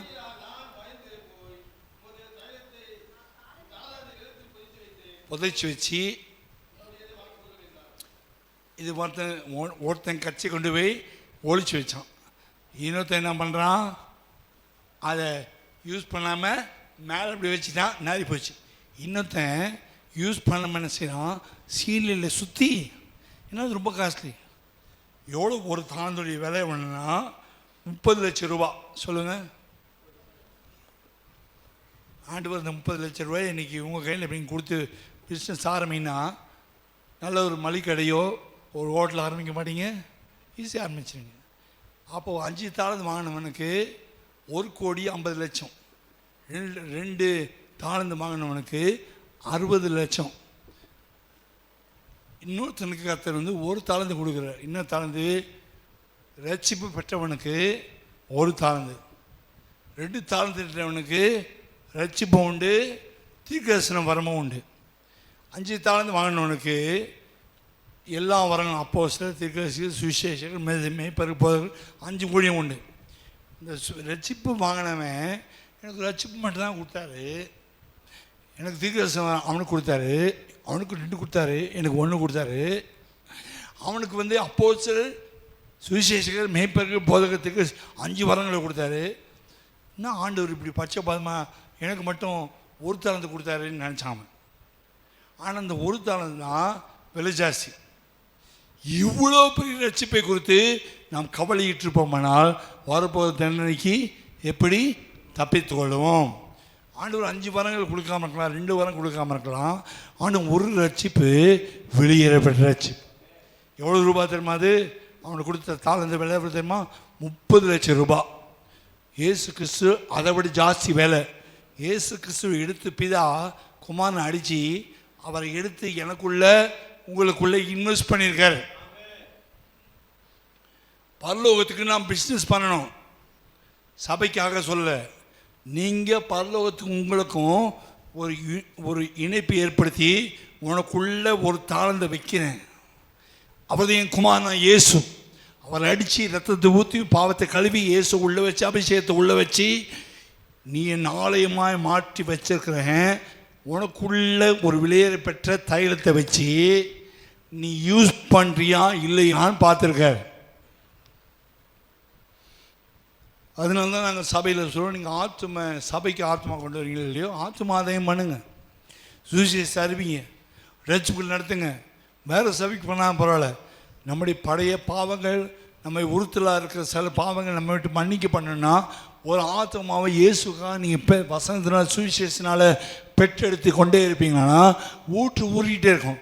ரட்சிப்பின் ஊற்று ஊறிச்சுன்னா உங்களுடைய பழைய பாவங்களை அவர்கள் அழுது கண்ணீர் விட்டு அழுது என் பாவங்களை மன்னின்னு அழும்போது ரட்சிப்புக்குள்ளே நடத்துகிற நம்முடைய வாழ்க்கையில் தெரிஞ்சோ தெரியாமல் செய்த பாவங்களை வாஷ் அவுட் ஆகிடும். இதுதான் ரகசியம். பிஸ்னஸ் நினைக்கிறவங்க ஆத்ம ஆதாயம் பண்ணாதீங்க. நீங்கள் சபை பிஸ்னஸோ ஆத்ம ஆதாயம் பண்ணுறதோ பிஸ்னஸ் மாதிரி ஹோட்டல் பிஸ்னஸ் மாதிரி நினச்சா தயவுசெய்து அந்த ஆத்ம ஆதாயம் வேலை செய்யாதீங்க, நாறி போயிடும். தேவன் மேல் இருக்க பாசத்தில் தான் செய்யணும். ஆண்டவர் மேலுக்கு அன்பில் தான் நீ சுவிசேஷம் சொல்லணும். ஆண்டவர் மேலுக்கு இரக்கம், அன்பு, தயவு, அவருடைய ரட்சிப்பை உணர்ந்தவங்க தான் செய்யணும். தவிர சர்ச்சு உணர்ந்துருமோ ஆத்மாவுக்கு வந்துடுவாங்களோ அந்த மாதிரி புத்தி கட்ட என்ன இருந்துச்சுன்னா ஊழியமே செய்யாதீங்க. இயேசுவை நேசி கிறிஸ்து நண்பை விட்டு என்னை பிரிப்பவன் யாருன்னு சொல்லுவாங்க. பவுல் சொல்கிறார், கிறிஸ்து நண்பை விட்டு என்னை பவுலை யாரும் ஊழியம் செய்ய சொல்ல, பவுலை யாரும் ஒரு வருஷம் சொல்ல. அவன் சொல்கிறான், கிறிஸ்து நண்பை என்னை செய்து நெருக்கி ஏவு தள்ளிகிட்டே இருக்கு, என்னை சும்மா விட மாட்டேன். கப்பலில் போனாலும் அங்கே கப்பல் சேதம் வரும்போதும் என்னை ஆட்கொண்டு ஆண்டவன் அங்கே சுவிசேஷம் சொல்கிறான், ரோமாபுரியில் சொல்கிறான். அப்போ உண்மையாக இயேசுவால் நீங்கள் பிடிக்கப்பட்ட யாராக இருப்பீங்க. ஆனால் உண்மையாக இயேசுவின் அன்பு உங்களுக்கு இருக்குமானா, ஆண்டவரின் அன்பு உங்களை நடத்துமானா, நீங்கள் தைரியமாக சுவிசேஷம் சொல்லுங்கள். இல்லை சபையை ஒரு பிஸ்னஸ்ஸு, ஒரு கடை, ஒரு மளிகடை, வெண்டைக்காய் வியாபாரம் பண்ணுற கடை நினச்சா தயவுசெய்து நீங்கள் ஊழியம் செய்யாதீங்க. பிசாசு பிடிச்சிடும், பேய் பிடிச்சிடும். பிஸ்னஸ் மாதிரி நினச்சி ஊழியம் செஞ்சீங்கன்னா பேய் பிடிச்சிடும். பேய் பிடிக்கிற அளவுக்கு நீங்கள் ஒன்றும் செய்ய வேணாம். நீங்கள் பேசாமல் வீட்டில் உட்காந்துங்க. கிறிஸ்துவின் அன்பு எனக்குள்ளே இருக்குதுன்னு சொல்கிறவங்களுக்கு தான் ஊழியம். நான் இயேசுவால் பிடிக்கப்பட்டவன் சொல்கிறது தான் ஊழியம். கிறிஸ்துவின் அன்பை விட்டு பிரிப்பவன் யார் சொல்கிறது தான் ஊழியம். ஊழியம் தமாஷ் இல்லை, வியாபாரம் இல்லை. ஊழியம் ஒரு நகை கடை இல்லை, ஊழியம் ஒரு காய்கறி கடை இல்லை, ஊழியம் ஒரு மளிகை கடை இல்லை, ஊழியம் ஒரு மீன் கூறுபோடு வியாபாரம் பண்ணுற இடம் இல்லை. ஊழியம் என்பது ஒரு ஆத்துமாவை பரலோகத்தில் கொண்டு போய் சேர்க்கிற இடம். தேவனுடைய விலை மதிப்பு தெரியட்டும், தேவனுடைய வேல்யூ தெரியட்டும், உங்களுடைய ரட்சிப்படி வேல்யூ உங்களுக்கு தெரியணும், உங்களுடைய அபிஷேகத்துடைய வேல்யூ தெரியணும், போடப்பட்ட உள்ள வச்சுக்க தைலத்துடைய விலை மதிப்பு தெரியணும். 50 லட்சம் வாங்கினான். இப்போ என்ன பண்ணிட்டான், ஆண்டவர் ஒரு கேட்பார், எவ்வளோப்பா நான் கொடுத்த அந்த பொக்கிஷத்தை வச்சு என்னப்பா பண்ணேன், என்னடா பண்ணேன் அப்படின்னு கேட்பார். அதுக்கு ஆன்சர் ரெடியாக வச்சுக்கிறான். இந்த பொய் சொல்கிறதுக்கு சொல்ல வேண்டியது இல்லையே, சாத்தானே சொல்லி கொடுப்பான்ல பொய் சொல்கிறதுக்கு. அதனால் அவன் ஆன்சர் வச்சு நான் ரெடியாக வந்து கேட்குறேன், என்னப்பா பண்ணேன்.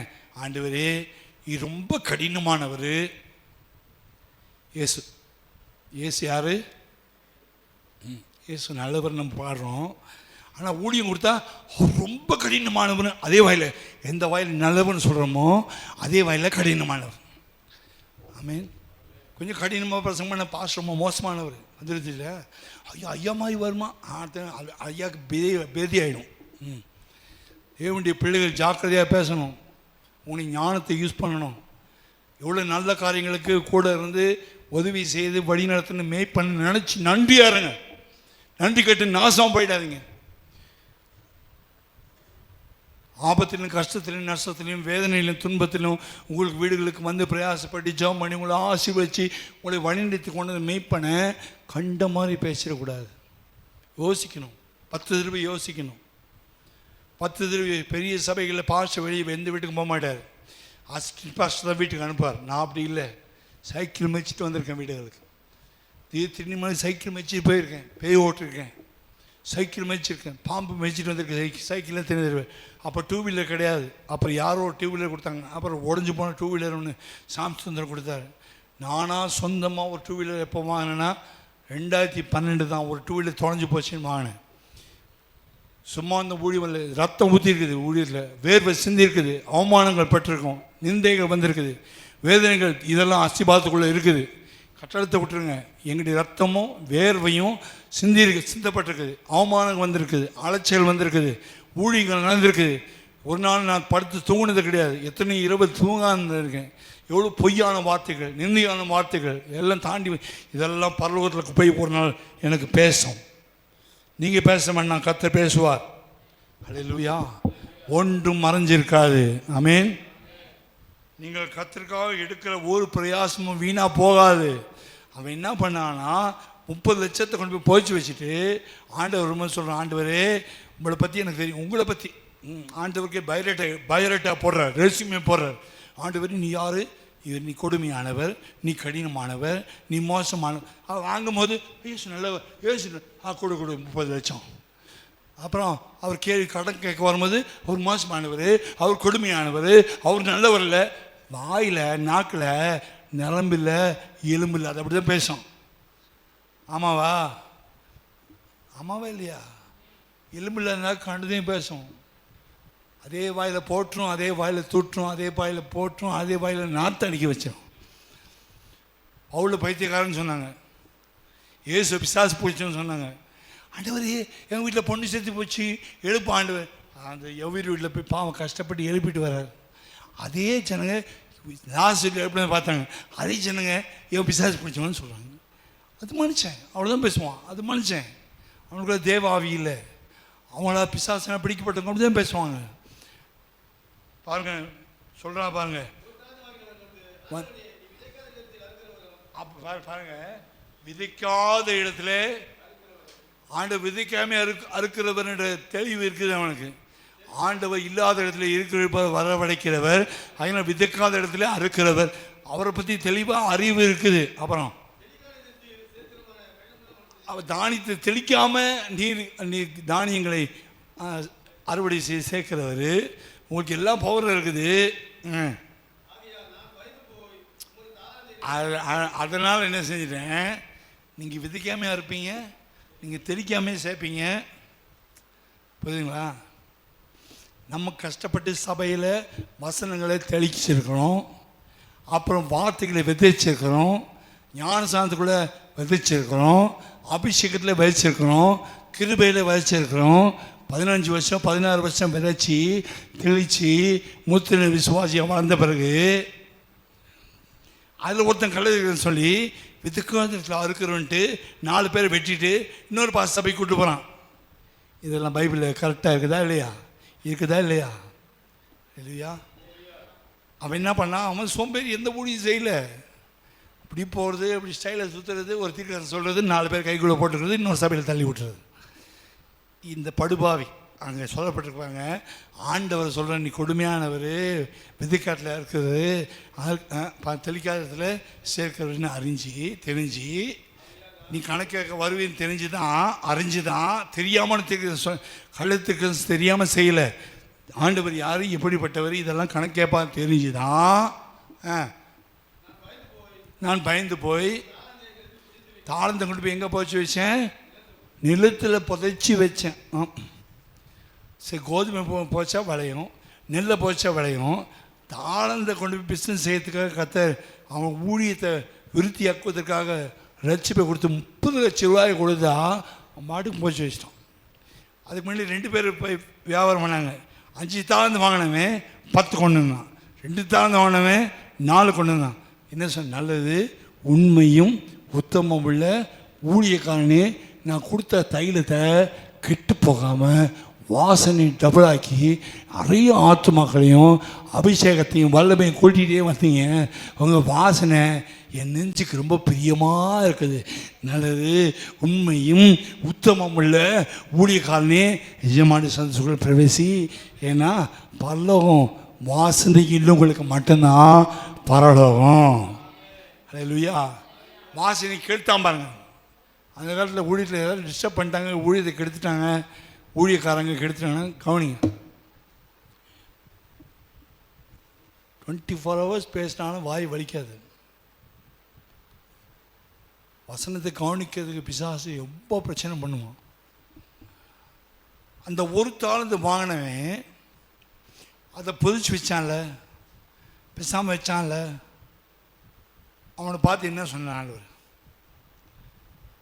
நல்லதுப்பா, வெரி குட், நிறைய கொட்டாய் விட்டை, நல்லா ஏப்ப விட்டை, நல்லா திங்கின, நல்லா தூங்கின, சோத்திரம் பண்ணல, பரவாயில்ல, உன் ரொம்ப பாவம், நீ ரொம்ப பாவம், நீ ரொம்ப பலவீன அப்பாவி, தங்க கட்டி அப்படின்னு சொன்னாரா? வாசிங்க.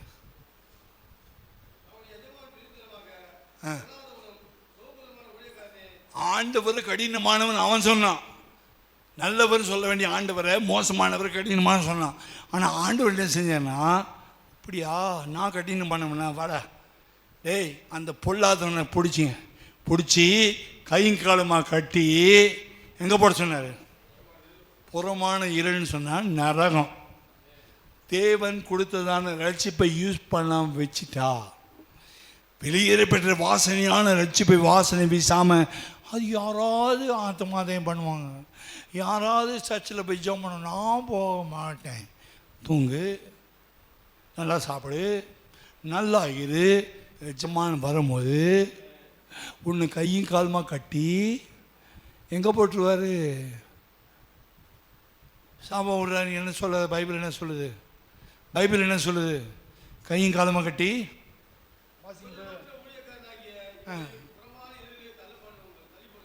புறமான இருளிலே போடுங்கள். அங்கே அழுகையும், நரகத்தில் தான் அழுகையும் பறக்கடிப்பாங்க. எங்கே போடுறாரு? ரட்சிப்பு பெற்றவங்க ரட்சிப்பை யூஸ் பண்ணாமல் இருந்தால், ரட்சிப்பை பற்றி 4 பேருக்கு சொல்லாமல் இருந்தால், என்னை கட்டி என்ன செய்ய, என்னை சொல்கிறேன், உங்களை சொல்லலை. நீங்களாம் பயங்கர ஆத்மாதயம் பண்ணுறவங்க.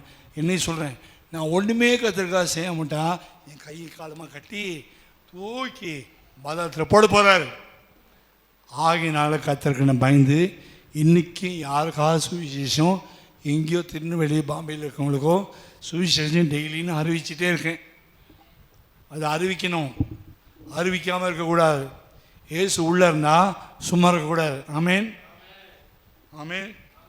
ஏன்னா இயேசு செத்து போன இயேசுன்னு ஆராதிக்கல, உயிர்த்தெழுந்த இயேசு ஆராதிக்கும். 4வது காரியம், வேகமாக வாசிங்க. ஒரு பொருளை யூஸ் பண்ணாமல் விட்டுட்டிங்கன்னா, ஒரு சேரோ, ஒரு ஸ்டீல் சேரோ, ஒரு ஸ்டீல் கட்டிலோ, ஒரு 10 வருஷம் 5 வருஷம் நல்ல ஸ்ட்ராங்கான கட்டில், ஸ்ட்ராங்கான சேரு அப்படி யூஸ் பண்ணாமல் 10 வருஷம் போட்டு வந்தீங்கன்னா எங்கே பார்த்தாலும் துரு பிடிச்சிடும். 10 பிரசங்கி 10:10 வாசிங்க. பிரசங்கி 10:10 10ஆம் அதிகாரம் 10ஆம் வசனம். இருப்பு ஆயுதம் மழுங்கலாக இருக்க அதை ஒருவன் தீட்டாமல் போனால் அதிக பலத்தை பிரயோகப்பட வேண்டியதாகும். ஆகியால் ஒரு காரியத்தை செவ்வையாய் செய்வதற்கு ஞானமே பிரதானம். உலகத்தில் சொல்லுவாங்க, கத்தியை தீட்டாதே புத்தியை தீட்டு. நம்முடைய ஆவிக்குரிய புத்தியை தீட்டாமல் விட்டாச்சுன்னா, ஆவிக்குரிய அபிஷேகத்தையும் வசனத்தையும் டெய்லி வாசித்து தீட்டாமல் விட்டாச்சுன்னா கத்தி என்ன ஆகிடும்? மொக்க கத்தி ஆகிடும். மொக்க கத்தி ஆச்சுன்னா பிசாசை வெட்ட மாட்டான். பிசாசை வெட்டது தான் கத்தர் அபிஷேகம் கொடுத்தாரு. பிசாசை வெட்டுறது தான் கத்தர் அசுத்தாவியில் வெட்டுறது தான் அபிஷேகம் கொடுத்தாரு. அசுத்தாவிகளை ஜெயிக்கிறதுக்கு தான் நான் ஜெயம் கொண்டு பிசாசை உட்காந்த போல நீயும் போகிறது தான் அபிஷேகம் கொடுத்தாரு. இது பிசாசை வெட்ட போனால் மனுஷனை வெட்டும். ஏன்னா கத்தி என்னாச்சு, பிசாசு வெட்டாது. அப்போ வெட்டிச்சு. எப்போ? அபிஷேகம் பெற்ற புதுசில் இயேசுவின் நாம கட்டுகிறேன், அவ கட்டி விழுந்துச்சு பிசாசு. இப்போ இயேசுவின் நாம கட்டுறேன்னா இவங்க கட்டி விழுறாங்க கீழே. ஏன்? அது இவங்களை கட்டிடுச்சு. கத்தி என்னாச்சு? மொக்க கத்தி. கட்டுகிறேன் கட்டுகிறேன். இப்போ என்னாச்சு? கட்டிட்டான். ஹே பொல்லதாவி போ, அப்போ ஓடிச்சு. இப்போ நம்ம ஓடுறோம். சார் பிடிச்ச உடனே என்ன அந்நிய பாஷை பேசுவாங்க பாருங்கள். நீங்கள் பாருங்கள், பேய் பிடிச்சி வந்த உடனே தனியாக அபிஷேகம் வரும். அது எப்படின்னா எங்களை கடா பிடிச்ச போதுன்னு பயம் வராத அபிஷேகம்லாம் வந்துடும். ஆவியான வரும்போது கூட அபிஷேகம் அவ்வளோ நேர மாட்டாங்க. பிசாசு பிடிச்சி தலை விரிச்சு போட்டு கண்ணெல்லாம் பார்த்து ஆட்டம், வராத அபிஷேகம்லாம் வந்துடும். ஏன்? என்ன பயம்? எங்களை பிடிச்சிடுமோன்னு பயம் இருக்குதா இல்லையா? ஏன் உன்னை பிடிச்சிடும் பயம் வந்துச்சு? அங்கே தைலம் நாரி போச்சு. ஆவியானவரோடு நீ நல்ல ஆவி நிறைய முடியல. ஆனால் பிசாசை பார்த்தோன்னா பிசாசை பிடிச்சி ஆடின உடனே அது கண்ணை விரிச்சோம். அப்படி பார்த்து 10 தலையும் இப்படி விரிச்சு ஆடும்போது உங்களுக்கு தனியாக அபிஷேகம் வந்துடுது. அது எப்படி வந்துச்சு? தேவ சமூகத்தில் கூட்டங்களில் வந்து ஆவி நிறைஞ்சி தேவனோடு இருந்து தேவனோடு பழகி தேவனோடு அசைவாடி தேவனோடு இருந்தால் உன்னுடைய ஆயுதம் ஷார்ப்பாக இருக்கும். கத்தி மொக்க கத்தி ஆனதுனால பேயை பார்த்தா அபிஷேகம் வருது, ஆண்டவர் பார்த்தா அபிஷேகம் வர மாட்டேது. மொக்க. மற்றவங்கள மொக்கன்னு சொல்லுவாங்க, ஆனால் இவங்க பெரிய மொக்கையாக இருப்பாங்க. பிசாசை பார்த்த பயம், பேய் பிடிச்சவங்கள பார்த்த பயம். ஏன் வருது? தைலம் கெட்டு போச்சு. கர்த்தர் நம்மை தொடுவாராக. யூஸ் பண்ணாமல் விட்டால் துரு பிடிக்கும். துரு பிடிச்சின்னா மொக்கையாயிடும். உன்னுடைய வாழ்க்கையில் ஜபமோ வேத வாசிப்போ கூட்டத்துக்கு வருவதெல்லாம் குறைச்சிட்டே போக நீ மொக்கையாக ஆயிடுவ. மொக்கையான பிறகு ஒரு கத்தி வச்சு வெட்டினா மரம் விழாது. நமக்கு தான் கை வலிக்கும். நமக்கு கை விழுந்து போகிற மாதிரி வலிக்கும். இன்னும் இந்த வெட்டுறேனே அது வெட்ட முடியல, அது வெட்டாது, வராது. பிசாசு திரும்பி வருவான், அட்டைப்படி மாதிரி பிடிப்பான், சிங்கம் சுற்றி வரும். ஹே நான் ஏய் நீ யார் நீ ஏய் சொல்கிற, உன்னை பற்றி எனக்கு தெரியும் அவன் சொல்லுவான். ஹல்லேலூயா ஹல்லேலூயா. அநேகர் மொக்க கத்தி ஆனதுனால்தான் ஆண்டவர் நம்மோடு பேசுகிறார். தைலக்காரனுடைய தைலம் கெட்டு போச்சுன்னா கத்தி மொக்கையாகிவிடும். ஆமென்.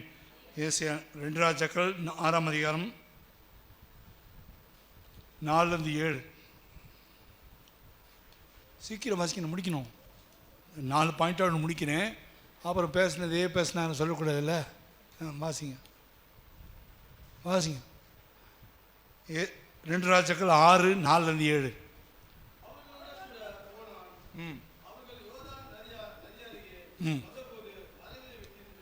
மரங்களை வெட்டினார்கள். ஒரு வெட்டுகையில் ஒரு தீர்க்கதரிசி ஒரு கோடரி எடுத்து ஒரு உத்திரத்தை வெட்டுகையில், பார்த்தீங்களா, 50 தீர்க்கதரிசிகள் மேலே இருக்காங்க, அவங்க வெட்டுறாங்க. ஆனால் ஒரு தீர்க்கதரிசி கையில் கோடரி இல்லை, அவன் கடனுக்கு வாங்குறான், அதை வெட்டுறான். தான் கோடரி இல்லை, அடுத்தவன் கடனுக்கு வாங்குறான், அபிஷேகத்தை கடனுக்கு வாங்குறான். அவங்களும் ஆவியில் நிரம்ப மாட்டாங்க. அடுத்து பக்கத்தில் கால் பலமாக அபிஷேகம்னா அதை வச்சுட்டு கொஞ்சம் அந்த ஆளுநர் காஞ்சிக்குவாங்க. இவ்வளோ கைத்திட்டாமல் இருந்தாங்களே. இப்போ அந்த பக்கத்தில் இருக்க சகோதரி ஆவியில் நினைஞ்சோடனே இவங்க ஆவியில் இது பற்றி இங்கே பற்றி பிடிக்கும், உனக்குள்ள நெருப்பு எங்கே போச்சு, அது காண போச்சு. அப்போ கடன் வாங்கிக்கிறாங்க. கடன் வாங்கிட்டு வெட்டுறான். கடன் வாங்கின கத்தி நல்லா இருக்கான்னு பார்க்கணும்ல, பார்க்கல. கூறாக்க பார்க்கல. இவன் ஒரு கூறுக்கட்டவன், கூறுக்கிட்ட கத்தி வெட்டினா கத்தி கரண்டு, கோடலுடைய கரண்டு, இரும்பு கரண்டு தண்ணிக்குள்ளே போய் வந்துச்சு. இவனுக்கு என்ன, இவன் தோஞ்சா கூட பிரச்சனை கிடையாது, அடுத்தவங்கிட்ட வாங்கினது. அவன் மரம் வெட்டி தான் பொழைக்கிறவன், அவன் கார்பெண்டர், அதை இவன் வாங்கிட்டான். இவனுக்கு கத்தியை பற்றி ஒன்றும் தெரியாது. வெட்டினா மரம் கட்டவளை, இவன் கோடலி கரண்டு போய் உள்ளே விழுந்துச்சு. ஏசு நம்ம கட்டுறான் ஆண்டவரே, வெட்டுறான் ஆண்டவரேன்னா உன் அபிஷேகம் கரண்டு போய் விழுந்துச்சு.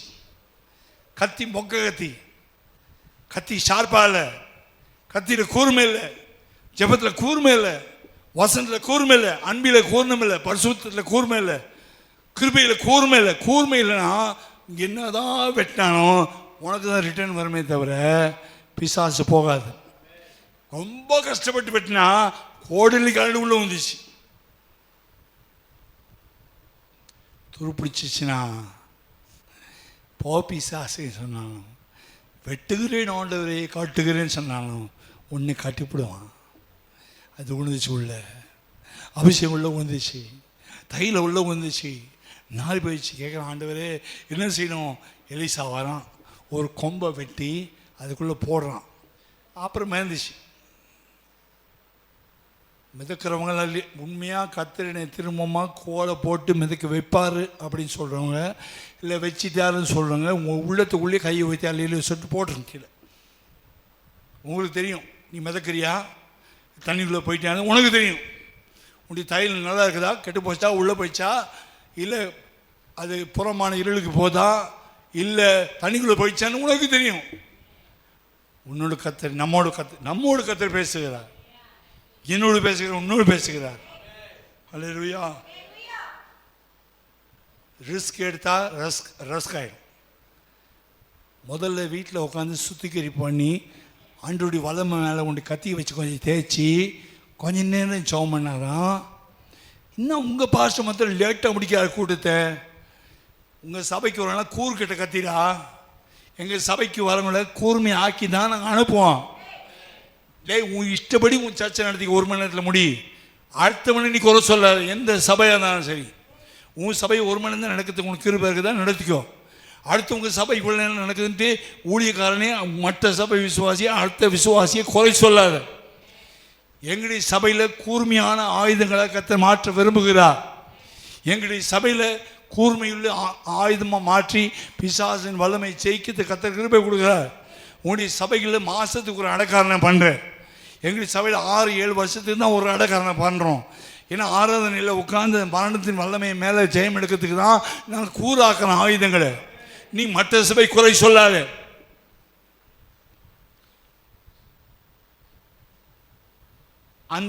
அந்த ஆயுதம் முடிந்து போச்சு. இந்த ஆயுதம் எடுக்கணும், யார் எடுக்கணும்? தைலக்காரன் வந்து தான் எடுக்கணும். தைலக்காரன் யார்? அந்த கொம்பு தான் தைலக்காரன். யார் அவர்? கர்த்தராகிய இயேசு கிறிஸ்து. மறுபடியும் புதுசாக வெட்டி ஒரு இயேசு உள்ளத்தில் போட்டால் தான் நீங்கள் மறுபடியும் மிதக்க முடியும். எல்லாரும் இல்லை, கொஞ்சம் பேர். ஏசியா 41:15 வாக்குத்தத்தோடு நான் முடிக்கிறேன். ஏசியா 41:15 இதோ போராடுவதற்கு நான் போராடுகிறதுக்கு உன்னை நான் புதிதும் கூர்மையுள்ள பற்களுள்ள எந்திரமாக்குவேன். நீ மலைகளை மிதித்து குண்டுகளை பதற்கு ஒப்பாக்கி போடுவாய். மரணமே உன் கூறுங்க, பாதாளமே உன் ஜெயமெங்கே என்று சொல்லுகிற கூர்மையான கத்தியாக பற்களுள்ள எந்திரமாக உன்னை மாற்றுவேன் என்று கர்த்தர் வாக்கு பண்ணுகிறார். ஆகினாலும் கத்தியை பளபளப்பாக்கு, அபிஷேகத்தை பளபளப்பாக்கு, கிருபையை பளபளப்பாக்கு, ஆதி மேன்மையை காத்துக்கொள்ளுவாயாக. ஐந்தாவது குறிப்பு டக்கு 1 மினிட்ல முடிக்கிறேன். ஐந்தாவது குறிப்பு, யூஸ் பண்ணாமல் விட்டீங்கன்னா, கர்த்தர் கொடுத்த தாளத்தை பயன்படுத்தாம விட்டா கர்த்தர்கிட்டயே போயிடும். ஆமீன். 1 சாமுவேல் 17ஆம் அதிகாரத்தில் 51ஆம் வசனத்தில் தாவீது கோலியாத்தை முறியடித்தான். தாவீது, நான் சுருக்கமாக சொல்கிறேன், வீட்டில் வாசித்து கொள்ளுங்க. 51, 54ஆம் வசனம், அப்புறம் 1 சாமுவேல் 21:9. இது மொத்தத்தை நீங்கள் வாசிக்க வேணாம், எழுதி வச்சுக்கொள்ளுங்க. 1 சாமுவேல் 17:51, 1 சாமுவேல் 17:54, 1 சாமுவேல் 21:9. கோலியாத்தை அடித்தான். கோலியாத்தை தாவீது அடித்த உடனே அவன் கையில் இருக்க பட்டயத்தை தாவீது வாங்கி கோலியாத்துடைய கழுத்தை துண்டை வெட்டினான். பாடி, கோலியாத்துடைய பாடியில் இருக்க கழுத்தை துண்டை வெட்டினான். தலை தண்ணி வந்துச்சு.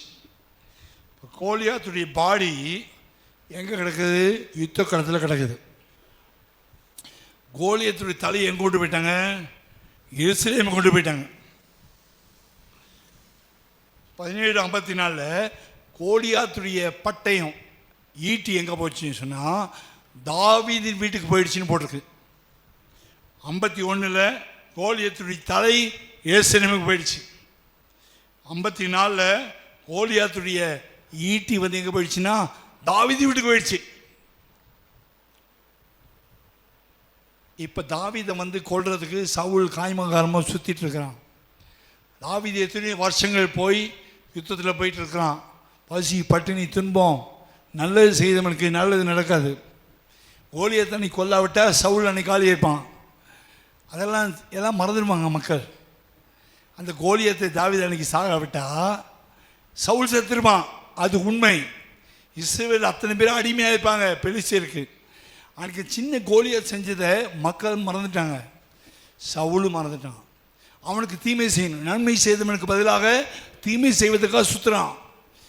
ஆனால் தாவீதுக்கு வாய்ப்பு கிடைச்ச போது சவுலை கொல்லவில்லை. தாவீது ஒரு நாள் யுத்தத்துக்கு போயிட்டு ஆயிரம் ரொம்ப களைச்சி போய் சோர்ந்து பசி பசி பசி அப்படின்னு வந்தபோது ஒரு ஆலயத்துக்குள்ள ஒரு பிரதான ஆசன்கிட்ட போயிட்டு பசிக்கு எதாவது இருக்குதா, சாப்பாடு சமூகத்து அப்போ தான் இருக்குது, அப்படியா, யூஸ் பண்ணுறதுக்கு நல்ல ஒரு ஆயுதம் எதாவது இருக்குதான்னு கேட்குறான். அவன் என்ன சொல்கிறான்? கோலியாத்தினுடைய ஆயுதம் தான் நீ கொன்றல, கோலியாத்துடைய ஈட்டி தான் இங்கே இருக்குது, ரொம்ப பெருசு, யூஸ் பண்ண முடியாது. அவன் சொல்கிறான், தாவீது, எப்பா அதுதான்ப்பா நமக்கு கோல்டு மெடலு, அது ரொம்ப பிரோஜனப்பா, அதை கூடியன்ட்ட தூக்க முடியாத அந்த கோலியாத்து உடைய ஈட்டி எங்கே போயிருந்துச்சு?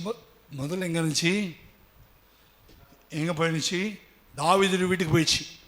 தாவீது வீட்டை விட்டு தோத்திட்டாங்கல்ல, பரதேசியை சுற்றுனால.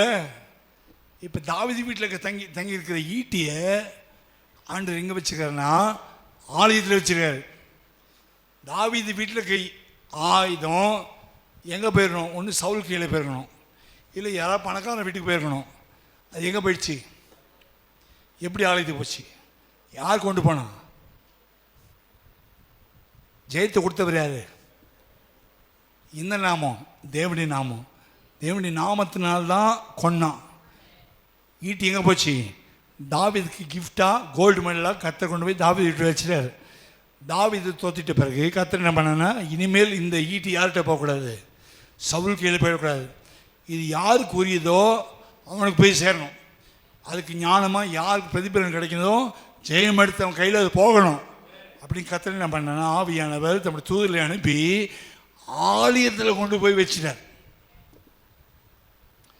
நாம் ஆலயத்தில் வந்து எடுத்து செய்த ஜெபங்கள் பெற்றுக்கொள்கிற ஜெயங்கள் எல்லாம் நம்ம வீட்டுக்குள்ளே தங்கலைன்னா ஆலயத்தில் வந்து தங்கியிருக்கோம்.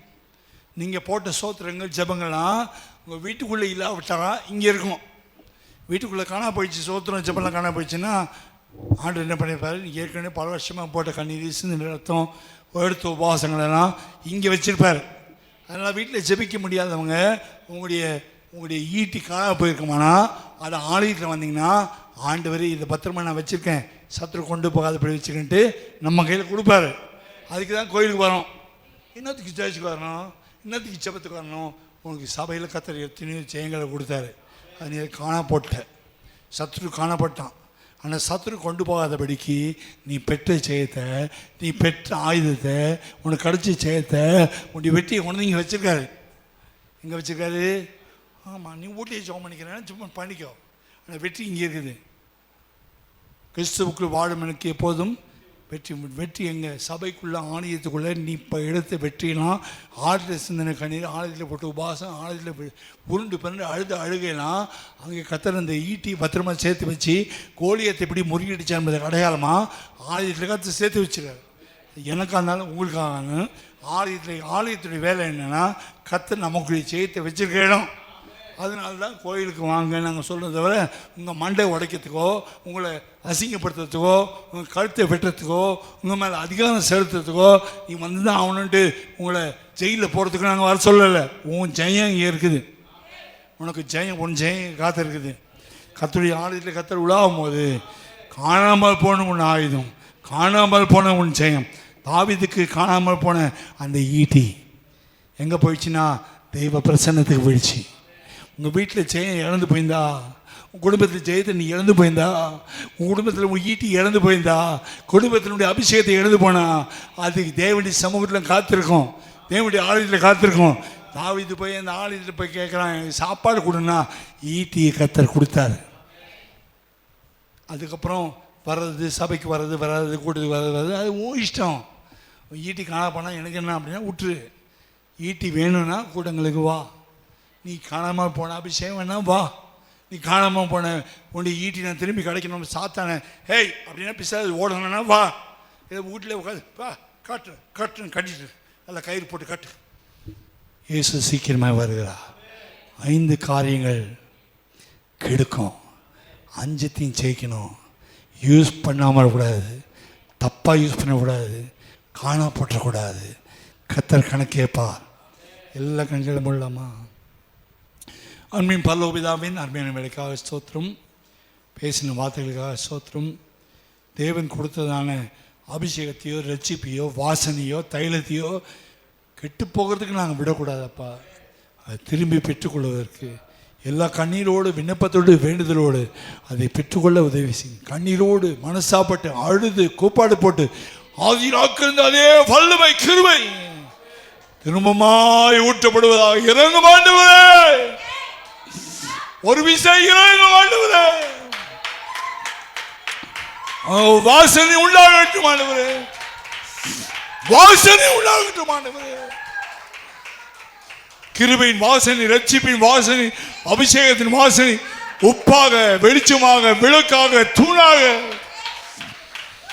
தேவ சமூகத்தில் உட்கார்ந்து வெற்றியை பெற்றுக்கொள்ள, வெற்றி உண்டு, வெற்றி உண்டு, வெற்றி உண்டு, பாடி பாடி பாடி பாடி வெற்றியை பெற்றுக்கொள்ள இயேசு ஜெயித்தது போல நாங்களும் ஜெயிக்க. தைலக்காரன் எவ்வளோ ஞானமாய் குமாரனை அனுப்பி தைலம் எடுக்க முடியாத இயேசுவை வெட்டி நசுக்கி ரத்தத்தை பிழிந்து ஒளிவெண்ண தைலத்தமாகி அபிஷேகத்தை ஊற்றி வாசனையாக மாற்றினீர்.